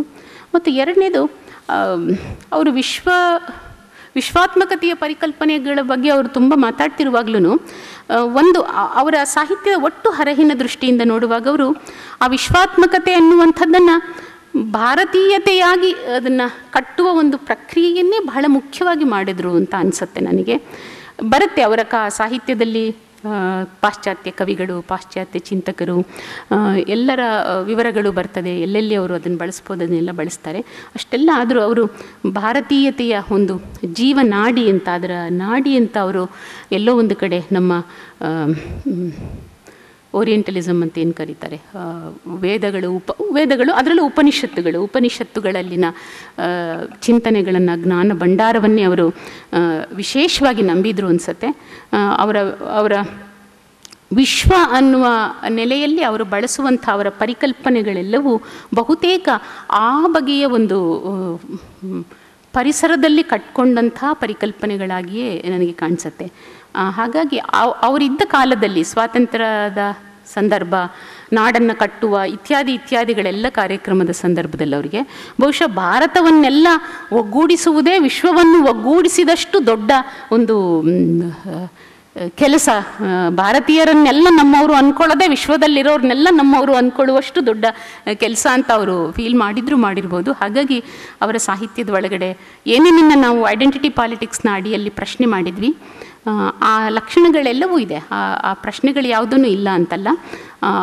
ಅವುಗಳು ಅವರ ಸಂಸ್ಕೃತದ ಬಗೆಗಿನ, ಇಂಗ್ಲೀಷ್ ಮತ್ತು ಸಂಸ್ಕೃತದ ನಡುವೆ ಅವರು ಚಾಯ್ಸ್ ಮಾಡುವಾಗ ಯಾವುದನ್ನು ಹೇಗೆ ಚಾಯ್ಸ್ ಮಾಡ್ತಾರೆ ಅನ್ನುವಂಥದ್ದಿರ್ಬೋದು. ಸಾಹಿತ್ಯದ ಸಂದರ್ಭದಲ್ಲಿ ಕನ್ನಡ ಕಾವ್ಯ ಪರಂಪರೆಯನ್ನು ಅವರು ಗುರುತಿಸ್ಕೊಳ್ಳುವಾಗ ಯಾವ ಕವಿಗಳನ್ನು, ಯಾರನ್ನು ಅವ್ರಿಗೆ ವಿಶೇಷವಾಗಿ ಗುರುತಿಸ್ಕೋತಾರೆ, ಈ ಥರದ್ದೆಲ್ಲ ಪ್ರಶ್ನೆಗಳನ್ನು ಇಟ್ಕೊಂಡು ನೋಡುವಾಗ ಭಾರತೀಯತೆಯನ್ನು ಕಟ್ಟುವುದು ಬಹುಶಃ ಅವರ ವಿಶ್ವಾತ್ಮಕತೆಯ ಬಹುದೊಡ್ಡ ಜಾಗವನ್ನು ಆಕ್ರಮಿಸಿಕೊಂಡಿದ್ದು ಅದು. ಅದನ್ನು ಕಟ್ಟುವುದಕ್ಕೆ ಅವರು ಪಾಶ್ಚಾತ್ಯ ಚಿಂತಕರಿಂದ ಸಿಗಬಹುದಾದಂತಹ ಸಾಮಗ್ರಿಗಳು, ವಿಚಾರಗಳು ಅವನ್ನೆಲ್ಲ ಬಳಸ್ಕೊಂಡು ಅದನ್ನು ಕಟ್ಟುವ ಕೆಲಸವನ್ನು ಮಾಡ್ತಾರೆ. ಬಹುಶಃ ವಿಶ್ವಾತ್ಮಕತೆ ಎನ್ನುವಂಥದ್ದು ಅಲ್ಲಿಂದ ಆರಂಭ ಆಗಬೇಕಾದಂಥ ಕೆಲಸ. ಅದು ಇನ್ನೂ ಅದೊಂದು ಆಗುವಿಕೆ. ಅವರೇ ಹೇಳಿದ ಹಾಗೆ ಅದು ಅವರಲ್ಲಿ ನಿಲ್ಲುವಂಥದ್ದು ಅಲ್ಲ, ಅಥವಾ ಅದಕ್ಕೋಸ್ಕರ ಅವರನ್ನು ನಾವು ದೂರುವಂಥ ವಿಷಯವೂ ಅಲ್ಲ. ಅದು ಆಗುವಿಕೆ. ಆ ಆಗುವಿಕೆಯ ಒಂದು ದಾರಿಯನ್ನು ಅವರು ತೋರಿಸಿಕೊಟ್ಟಿದ್ದಾರೆ. ಅದನ್ನು ಅರ್ಥ ಮಾಡಿಕೊಳ್ಳುವುದರ ಮೂಲಕ ನಾವು ಆ ಆಗುವಿಕೆಯ ಮೂಲಕವೇ ವಿಶ್ವಾತ್ಮಕತೆಯನ್ನು ಕಟ್ಕೊಳ್ಬೇಕಾದಂಥ ಒಂದು ಅನಿವಾರ್ಯ ಪರಿಸ್ಥಿತಿ ಅಂತಲೇ ನಾನು ಅಂದ್ಕೊಳ್ತೀನಿ. ಇವತ್ತು ನಾವು ಮಾತಾಡ್ತಿದ್ದೀವಿ, ಬಹುಶಃ ಲಿಬರಲ್ ಹ್ಯೂಮನಿಸಮ್ ಬಹಳ ಮುಖ್ಯ ಅನ್ನಿಸ್ತಿದೆ ನನಗೆ. ಈಗ ನಾವು ನಿಂತ ಈ ಕ್ಷಣಕ್ಕೆ ನೀಡ್ ಆಫ್ ದ ಅವರ್ ಅಂತ ಕರಿತೀವಲ್ಲ, ಈಗ ಯಾರಾದರೂ ಸೋಲ್ಬೇಕು, ಯಾರಾದರೂ ಎಲ್ಲರನ್ನೂ ನಮ್ಮವರು, ನೀವು ನಮ್ಮ ಹಾಗೆ ಅಂತ ಅನ್ಬೇಕು, ನಾವು ಮುಂದಕ್ಕೆ ಹೆಜ್ಜೆ ಇಡಲೇಬೇಕು.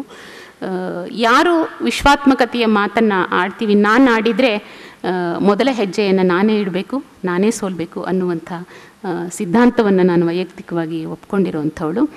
ಅಂಥ ಒಂದು ಇಕ್ಕಟ್ಟಿನ ಸನ್ನಿವೇಶದಲ್ಲಿ ನಾವೆಲ್ಲ ನಿಂತ್ಕೊಂಡಿದ್ದೀವಿ. ಇಡೀ ಜಗತ್ತು ನಿಂತ್ಕೊಂಡಿದೆ. ಎಲ್ಲರೂ ಅವರವರ ಕೋಟೆಗಳ ಒಳಗೆ ಅವರವರ ಆರ್ಭಟಗಳನ್ನು ಮಾಡ್ತಾ ಇದ್ದಾರೆ. ಕೋಟೆಯನ್ನು ಒಡೆದು ನಾವೆಲ್ಲರೂ ಒಂದಾಗಬೇಕು ಅಂದರೆ ಬಹುಶಃ ಮತ್ತೆ ಕುವೆಂಪು ಅಂತಹ ಲೇಖಕರು ಚರ್ಚೆಗೆ ಬರಬೇಕು. ಅವರ ಮೂಲಕ ನಾವು ಕಲಿಬೇಕು, ಎಲ್ಲವನ್ನೂ ಕಲಿಬೇಕು. ಎಲ್ಲವನ್ನೂ ನಾವು ಬೆಲ್ಲದ ಹಚ್ಚಿನ ಹಾಗೆ ಎಲ್ಲವೂ ರುಚಿಯಾಗೇ ಇದೆ ಅಂತಲೂ ಅನ್ಕೋಬೇಕಾದ ಅಗತ್ಯ ಇಲ್ಲ. ಆದರೆ ಕುವೆಂಪು ಅಂಥ ಲೇಖಕರು ನಮಗೆ ಕಲಿಯುವುದಕ್ಕೆ ಬೇಕಾದಷ್ಟು ಅವಕಾಶವನ್ನು ಕಲ್ಪಿಸಿಕೊಡ್ತಾರೆ. ಅಂಥ ಒಂದು ಅವಕಾಶ ಈ ವಿಚಾರ ಸಂಕಿರಣದ್ದು ಅಂತ ನಾನು ಅಂದ್ಕೊಳ್ತೀನಿ. ನಮಸ್ಕಾರ. ವೈಚಾರಿಕವಾಗಿ ವಿಚಾರ ಮಂಡನೆ ಮಾಡಿದ ಮೇಡಮ್ ರವರಿಗೆ ಧನ್ಯವಾದಗಳು. ಮುಂದಕ್ಕೆ ವಿಚಾರ ಮಂಡನೆ ಮಾಡಲಿಕ್ಕಿರುವರು ಪ್ರೊಫೆಸರ್ ರಾಜಾರಾಮ್ ಹೆಗ್ಡೆಯವರು. ಇವರ ಪರಿಚಯವನ್ನು ಮಾಡಲಿಕ್ಕೆ ಇಷ್ಟಪಡುತ್ತೇನೆ. ಪ್ರೊಫೆಸರ್ ರಾಜಾರಾಮ್ ಹೆಗ್ಡೆಯವರು ಇತಿಹಾಸ ಮತ್ತು ಪ್ರಾಚೀನ ವಸ್ತು ಸಂಶೋಧನಾ ಶಾಸ್ತ್ರ ವಿಭಾಗ, ಕುವೆಂಪು ವಿವಿ, ಶಂಕರಘಟ್ಟ ಇಲ್ಲಿಯ ಪ್ರಾಧ್ಯಾಪಕರಾಗಿ ಕಾರ್ಯನಿರ್ವಹಿಸುತ್ತಿದ್ದು, ಪುಣೆ ವಿವಿಯಿಂದ ಸುಂಗಕಲೆ ಒಂದು ಸಾಂಸ್ಕೃತಿಕ ಅಧ್ಯಯನ ಎಂಬ ವಿಷಯದಲ್ಲಿ PhD ಪದವಿಯನ್ನು ಪಡೆದಿರುತ್ತಾರೆ. ಇಂದಿನ ಈ ವಿಷಯಕ್ಕೆ ಸಂಬಂಧಪಟ್ಟ ಹಾಗೆ ನಾನು ನನ್ನ ಕೆಲವೊಂದು ವಿಚಾರಗಳನ್ನು ಇಡ್ತಾ ಇದ್ದೇನೆ. ಅದು ಕುವೆಂಪು ಅವರ ಬಗ್ಗೆ ಒಂದು ನಿರ್ಣಯವಂತ ಅಲ್ಲ. ಇದು ಯಾವ ಥರ ಇದೆ ಅಂದರೆ, ನಾನು ಇತಿಹಾಸ ಪ್ರಾಕ್ತನ ಶಾಸ್ತ್ರದ ವಿದ್ಯಾರ್ಥಿ. ನಾನೇನು ಸಮಾಜ ವಿಜ್ಞಾನಗಳ ವಿಭಾಗಗಳನ್ನು ಅನುಸರಿಸ್ಕೊಂಡು ಜೀವನ ಮಾಡಬೇಕು ಅಂತ ಅಂದ್ಕೊಂಡವನಲ್ಲ, ಹಾಗೆ ಪಾಲಿಸಿದವನು ಅಲ್ಲ. ಆದರೆ ಕುವೆಂಪುರವರ ಬಗ್ಗೆ ಮಾತನಾಡುವ ಮತ್ತು ಅವರ ಬಗ್ಗೆ ಬರೆಯುವ ಒಂದು ಅವಕಾಶ ನನಗೆ ಪುನಃ ಬಂದಿದೆ. ಬಹುಶಃ ಅದು ನನ್ನೊಂದು ಸುದೈವ ಅಂತಲೇ ಅಂದ್ಕೊಂಡಿದ್ದೇನೆ.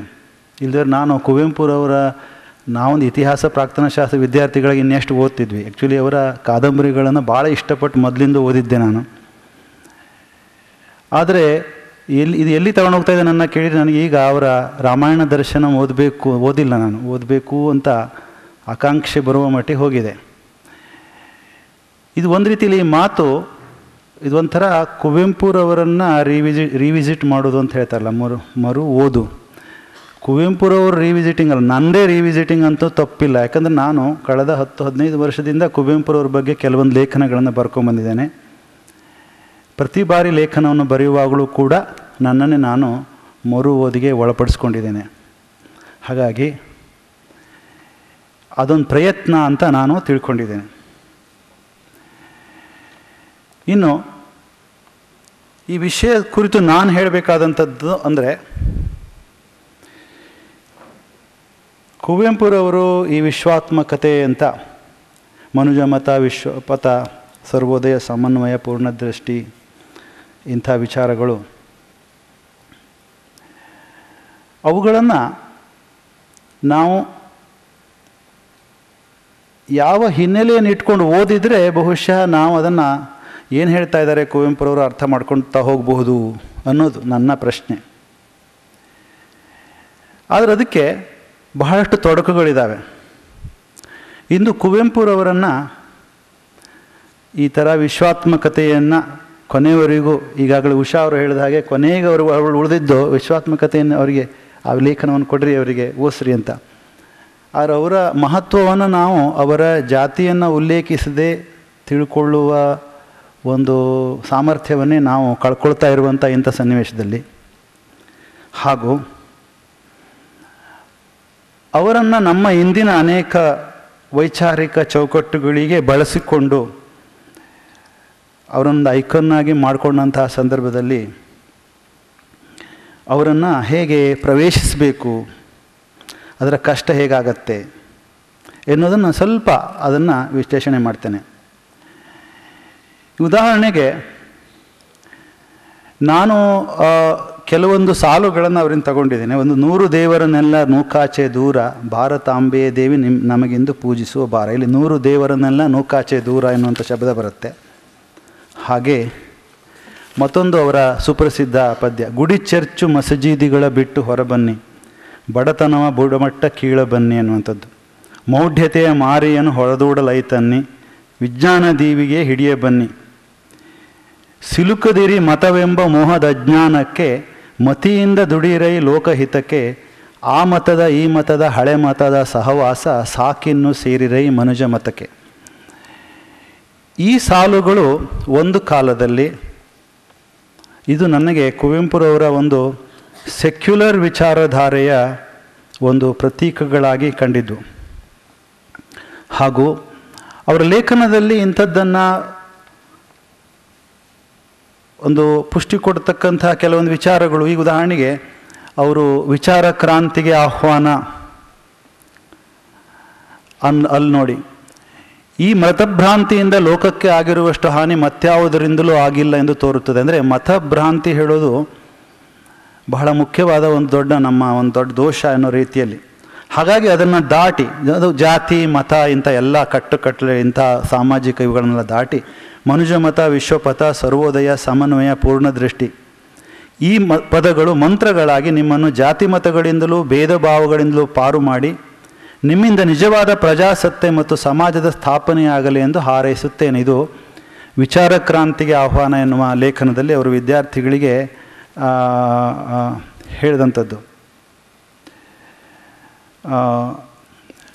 ಅದೇ ರೀತಿಯಲ್ಲಿ ಅವರ ಸಂಸ್ಕೃತಿ ಕರ್ನಾಟಕದಲ್ಲಿ ಸೆಕ್ಯುಲರಿಸಮ್ ಬಗ್ಗೆ ಕೆಲವೊಂದು ಮಾತನ್ನು ಹೇಳ್ತಾರೆ. ಸೆಕ್ಯುಲರ್ ಎಂದರೆ, ಈಗ ಇಷ್ಟನ್ನು ಹೇಳಿದಾಗ ನಾನು ಅಂದರೆ ಕುವೆಂಪುರವರು ಈ ಜಾತಿ ಮತ, ಎಸ್ಪೆಷಲಿ ಮತಗಳ ಒಂದು ಭ್ರಾಂತಿಯನ್ನು ಬಿಟ್ಬಿಟ್ಟು ನೀವು ಅದರಿಂದ ಹೊರಗಡೆ ಬಂದು ಒಂದು ವೈಜ್ಞಾನಿಕ ಒಂದು ನೆಲೆಯಲ್ಲಿ, ವಿಜ್ಞಾನದ ನೆಲೆಯಲ್ಲಿ ನೀವು ಜೀವನವನ್ನು ಸಾಗಿಸಬೇಕು, ನಿಮ್ಮ ಜೀವನ ದೃಷ್ಟಿಯನ್ನು ರೂಪಿಸಿಕೊಳ್ಬೇಕು ಅಂತ ಹೇಳ್ತಾ ಇದ್ದಾರೆ ಎನ್ನುವಂಥ ಒಂದು ಇದು ಬರುತ್ತೆ. ಯಾಕಂದರೆ ಗುಡಿ ಚರ್ಚು ಮಸೀದಿಗಳ ಬಿಟ್ಟು ಹೊರಬನ್ನಿ ಅಂದರೆ ಗುಡಿ ಚರ್ಚು ಮಸ್ಜಿದ್ ಎಲ್ಲ ಧಾರ್ಮಿಕ ಇವುಗಳನ್ನು ಬಿಟ್ಟು ಹೊರಗೆ ಬರಬೇಕು. ಹಾಗೂ ಒಂದು ರೀತಿಯಲ್ಲಿ ಈ ಮತ ಎನ್ನುವಂಥದ್ರಿಂದಲೇ ಬಿಟ್ಟು ಹೊರಗೆ ಬರಬೇಕು. ಒಂದು ರೀತಿ ಕುವೆಂಪುರವರು ನಾಸ್ತಿಕವಾದಿಯಾಗಿ ಕಂಡುಬಿಡುವಂಥ ಒಂದು ಸಾಧ್ಯತೆ ಇದೆ. ಅಂದರೆ ಇದೇ ಲೇಖನಗಳ ಬೇರೆ ಸಾಲುಗಳನ್ನು ಓದಿದ್ರೆ ಹಂಗೆ ಕಾಣಲ್ಲ. ಆದರೆ ನಮಗೆ ಏನಾಗಿದೆ ಕೇಳಿದರೆ, ಒಂದು ತೀರಾ ಜನಪ್ರಿಯವಾದ ಅಭಿಪ್ರಾಯಗಳು ಕೆಲವೊಂದು ಸಾಲುಗಳ ಮೇಲೆ ನಿಂತಿರ್ತವೆ. ಎಲ್ಲರೂ ಲೇಖನಗಳನ್ನು ಓದೋಕ್ಕೆ ಹೋಗಲ್ಲ, ಭಾಷಣ ಮಾಡುವ ಕೆಲವೊಂದು ಸಾಲು ಹೇಳ್ತಾರೆ, ಅದನ್ನ ಕೇಳಿಸ್ಕೋತಾರೆ, ಆ ಸಾಲನ್ನೇ ಇಟ್ಕೊಂಡು ಕುವೆಂಪುರವ್ರ ಬಗ್ಗೆ ಅಭಿಪ್ರಾಯ ರೂಢಿಸ್ಕೋತಾ ಹೋಗ್ತಾರೆ. ಹಾಗಾಗಿ ಒಂದು ರೀತಿಯಲ್ಲಿ ಕುವೆಂಪುರವರು ನಾಸ್ತಿಕರು ಎನ್ನುವಂಥ ಅಭಿಪ್ರಾಯ ಕೂಡ ಬರುವಂಥ ಸಾಧ್ಯತೆ ಇದೆ. ಆದರೆ ಕುವೆಂಪುರವರು ಒಬ್ಬ ಆಸ್ತಿಕರು, ಅದ್ರ ಬಗ್ಗೆ ಯಾವ ನಮಗೆ ಸಂದೇಹವೂ ಕೂಡ ಉಳಿಯಲ್ಲ. ಅದ್ರ ಬಗ್ಗೆ ನಂತರ ಚರ್ಚೆ ಮಾಡ್ತೇನೆ ನಾನು.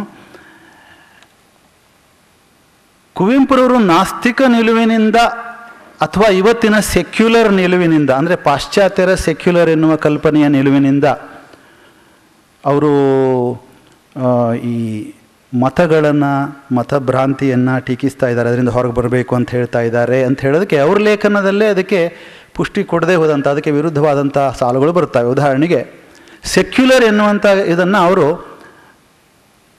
ಹೇಗೆ ವ್ಯಾಖ್ಯಾನ ಮಾಡ್ತಾರೆ ನೋಡಿ. ಸೆಕ್ಯುಲರ್ ಎಂದರೆ ಧರ್ಮ ಬಾಹಿರ ಅಲ್ಲ, ಇದು ಸಂಸ್ಕೃತಿ ಕರ್ನಾಟಕದಲ್ಲಿ ಬರೋದು. ಸೆಕ್ಯುಲರ್ ಎಂದರೆ ಧರ್ಮ ಬಾಹಿರ ಎಂದರ್ಥವಲ್ಲ, ಸಮನ್ವಯ ರಾಷ್ಟ್ರ ಎಂದರ್ಥ. ಎಲ್ಲ ಮತಗಳು ಸತ್ಯದೆಡೆಗೆ ನಮ್ಮನ್ನು ಕೊಂಡೊಯ್ಯುವ ಬೇರೆ ಬೇರೆ ಪಥಗಳು.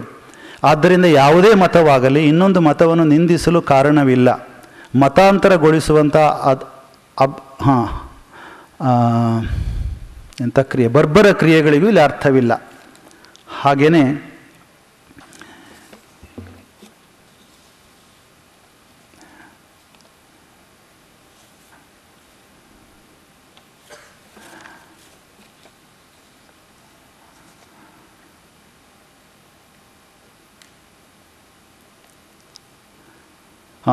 ಆದ್ದರಿಂದ ಯುವಕರೇ, ಇದು ಆತ್ಮಶ್ರೀಗಾಗಿ ನಿರಂಕುಶಮತಿಗಳಾಗಿ ಅಲ್ಲಿ ಬರುವಂಥದ್ದು. ಆದ್ದರಿಂದ ಯುವಕರೇ, ಯಾವ ಒಂದು ಸಂಪ್ರದಾಯ ಸಂಕೋಚಕ್ಕೂ ಸಿಕ್ಕಿಕೊಳ್ಳಬಾರದು, ಯಾವ ಒಂದು ಪಂಥದ ಇಕ್ಕಟ್ಟಿಗೂ ಒಳಗಾಗಬಾರದು. ಸರ್ವಧರ್ಮಗಳ ಸಾರವಾದ ಒಂದು ದರ್ಶನವನ್ನು ಕಟ್ಟಿಕೊಂಡು ಬಾಳಬೇಕು. ಮತೀಯ ದೀವಿಗೆಯಿಂದ ಅದು ಸರ್ವರಿಗೂ ಸುಲಭ ಸಾಧ್ಯ. ಇಂಥ ದರ್ಶನದ ಪ್ರಾಪ್ತಿಗಾಗಿ ನಮಗೆ ಬೇಕಾಗುವ ಧೀರ, ಸ್ವತಂತ್ರ, ಉದಾರ, ಪ್ರತಿಭಾಪೂರ್ಣವಾದ ಬುದ್ಧಿಯನ್ನೇ ನಾನು ನಿರಂಕುಶ ಮತಿ ಎಂದು ಕರೆದಿದ್ದೇನೆ. ಇದನ್ನು ಮುಂದೆ ಕೆಲವೊಂದು ವಿವರಿಸ್ಕೊಂಡು ಹೋಗ್ತಾರೆ. ಅಂದರೆ ಇಲ್ಲಿ ಮತಗಳನ್ನು, ಮತಮೌಢ್ಯವನ್ನು ಬಿಟ್ಟು ಹೊರಗೆ ಬರಬೇಕು ಅಂತ, ಮತವನ್ನು ತಿರಸ್ಕರಿಸಬೇಕು ಅಂತ ಕುವೆಂಪುರವರು ಹೇಳಲ್ಲ. ಹೇಳೋದು ನಮಗೆ ಉಳಿದ ಅನೇಕ, ಅಂದರೆ ಈಗ ತೀರಾ ಜನಪ್ರಿಯವಾಗಿ ಓಡಾಡ್ತಾ ಇದ್ದಂಥ ಸಾಲುಗಳನ್ನು ಬಿಟ್ಟು ಅವರ ಲೇಖನಕ್ಕೆ ಆಳಕ್ಕಿಳಿದಾಗ ನಮ್ಗೆ ಗೊತ್ತಾಗುವಂಥ ಮೊದಲನೇ ವಿಷಯ ಏನು, ಮತಗಳಿಂದ ಹೊರಗೆ ಬರಬೇಕು ಅಂತ ಹೇಳ್ತಾ ಇಲ್ಲ ಅವರು. ಅದರಲ್ಲಿ ಸೆಕ್ಯುಲರ್ ಅಂತಂದರೆ ಧರ್ಮ ಬಾಹಿರ. ಅಂದರೆ ಕುವೆಂಪು ಅವರು ಈ ಧರ್ಮ, ಮತ ಮುಂತಾದ ಶಬ್ದಗಳನ್ನು ಬಹಳಷ್ಟು ನಿಷ್ಕರ್ಷೆಗೆ ಒಡ್ಡಲ್ಲ. ಅಲ್ಲಿ ಏನಾಗಿದೆ ಕೇಳಿದರೆ ರಿಲಿಜನ್ ಎನ್ನುವ ಒಂದು ಕಲ್ಪನೆ ಕೂಡ ಇಲ್ಲಿ ಬಂದು ಸೇರಿಕೊಂಡಿದೆ ವಾಕ್ಯಾಬ್ಯುಲರಲ್ಲಿ. ಹಾಗಾಗಿ ಅದನ್ನು ಆ ಗೊಂದಲವನ್ನು ಪಕ್ಕಕ್ಕೆ ಇಡುವ ಸದ್ಯದಲ್ಲಿ. ಸೆಕ್ಯುಲರಿಸಮ್ ಅಂತಂದರೆ ಚರ್ಚಿನಿಂದ ಪಾಲಿಟಿಕ್ಸನ್ನು ಪ್ರತ್ಯೇಕ ಮಾಡುವಂಥ, ಅಂದರೆ ರಿಲಿಜನ್ನಿನಿಂದ ಪಾಲಿಟಿಕ್ಸನ್ನು ಪ್ರತ್ಯೇಕ ಮಾಡುವಂಥ ಒಂದು ತತ್ವ ಅಂತ ಆದರೆ, ಇಲ್ಲಿ ಧರ್ಮ ಬಾಹಿರ ಅಂತಂದರೆ ಅವರು ರಿಲಿಜನನ್ನು ಮನಸ್ಸಾಗಿ ಇಟ್ಕೊಂಡಿದ್ದಾರೆ ಅಂತ ಸ್ಪಷ್ಟ ಆಗತ್ತೆ.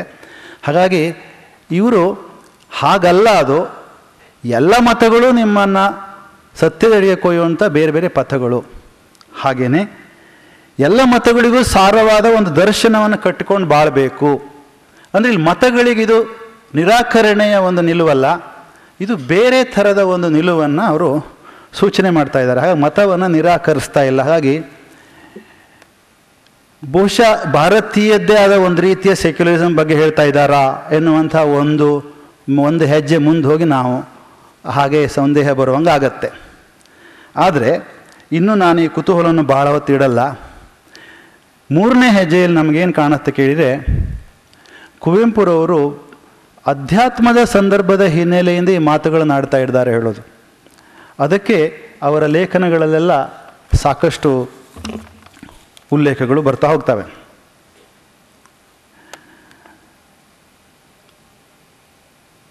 ಈಗ ಅವ್ರು ನೋಡಿ, ಚಿಚ್ಚಕ್ತಿಯ ವಾಕ್ ವಿಗ್ರಹ ರಾಮಾಯಣ ದರ್ಶನದಲ್ಲಿ ಈ ಸಾಹಿತ್ಯ ನನ್ನ ಆಧ್ಯಾತ್ಮಿಕ ಅನುಭವದ ಅಭಿವ್ಯಕ್ತಿ, ಅದೊಂದು ಮುಖ, ಆನಂದಾನುಭೂತಿಯೇ ನನ್ನ ಗುರಿ, ಕಾವ್ಯ ರಚನೆಯ ಸಣ್ಣ ಆನಂದ ಸಾಕ್ಷಾತ್ಕಾರ ದೊಡ್ಡ ಆನಂದದಲ್ಲಿ ಲೀನವಾಗಿದೆ ಅಂತ ಹೇಳ್ತಾರೆ.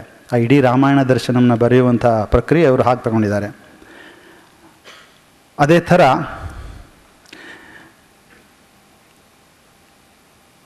ಸಂಸ್ಕೃತಿ ಕ್ರಾಂತಿಗೆ ಕಹಳನಾಂದಿ ಅಂತ ಒಂದು ಭಾಷಣ ಇದೆ ಅವ್ರದ್ದು. ಅದು ಆ್ಯಕ್ಚುಲಿ ಕರ್ನಾಟಕ ಬರಹಗಾರರ ಒಕ್ಕೂಟದವರು ಏರ್ಪಡಿಸಿದ್ದು.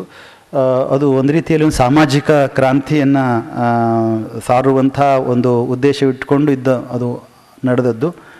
ಹಾಗೂ ಬಹುತೇಕವಾಗಿ ನಮ್ಮಲ್ಲಿ ಬಂಡಾಯದ ಸಾಹಿತಿಗಳೆಲ್ಲ ಅಲ್ಲಿ ಇದ್ದದ್ದು ಗೊತ್ತಾಗುತ್ತೆ. ಚಂದ್ರಶೇಖರ್ ಪಾಟೀಲ್ರು ಇದ್ದದ್ದಂತೂ ಗೊತ್ತಾಗುತ್ತೆ, ಅವರ ಉಲ್ಲೇಖ ಇದೆ ಆ ಲೇಖನದೊಳಗಡೆ. ಅಲ್ಲಿ ಕುವೆಂಪುರವರು ಇವರನ್ನ ಬರಹಗಾರರ ಒಕ್ಕೂಟವನ್ನು ಹೇಗೆ ಅಡ್ರೆಸ್ ಮಾಡ್ತಾರೆ ಹೇಳೋದು ಭಾಳ ಇಂಟ್ರೆಸ್ಟಿಂಗ್ ಇದೆ. ಆ ಒಂದು ಲೇಖನವಾದರೂ ನಾವು ತುಂಬ ಎಚ್ಚರಿಕೆಯಿಂದ ಓದುವಂಥ ಅಗತ್ಯ ಇದೆ. ಅಲ್ಲಿ ನೀವು ನಾನು ಹೇಳಿ ಬೇರೆ ಮಾಡ್ಕೊಂಡ್ಬಿಡ್ತಾರೆ ಫಸ್ಟ್ ಅವರು ಅಂಥೇಳಿ. ಇಲ್ಲಿ ಅವ್ರ ಕೆಲವೊಂದು ಹೇಳಿಕೆಗಳು ನೋಡಿ. ಆದರೆ ನಾನು ಯಾವ ಜಾತಿಯ ವಿರುದ್ಧವಾಗಿ ಅಥವಾ ದ್ವೇಷದಿಂದ ಯಾವ ಮಾತನ್ನು ಆಡಲಾರೆ, ಏಕೆಂದರೆ ನನಗೆ ಯಾವ ಜಾತಿಯೂ ಇಲ್ಲ, ಆದ್ದರಿಂದ ಜಾತಿ ದ್ವೇಷವೂ ಇಲ್ಲ. ನನ್ನ ಜೀವನ ದೃಷ್ಟಿ ಒಂದು ರೀತಿಯಲ್ಲಿ ಸಮಾನತಾವಾದಿಯ ದೃಷ್ಟಿ. ನೀವು ಸಮಾಜವಾದಿ ಸಮತಾವಾದಿ ಎಂದೆಲ್ಲ ವ್ಯಾಖ್ಯಾನ ಮಾಡಬಹುದು, ಆದರೆ ನಾನು ಸಮಾನತಾವಾದಿ. ಆದ್ದರಿಂದ ನಾನು ಮಾಡುವ ಟೀಕೆ, ಖಂಡನೆ, ಶ್ಲಾಘನೆ, ಪ್ರಶಂಸೆ ಏನಿದ್ದರೂ ಅವು ಸಮಾನತಾವಾದಿಯ ದೃಷ್ಟಿಯಿಂದ ಹೊರಹೊಮ್ಮುತ್ತೀಯೇ ಹೊರತು ಯಾವ ಜಾತಿ ದ್ವೇಷದಿಂದಾಗಲಿ ಹೊಮ್ಮುವುದಿಲ್ಲ.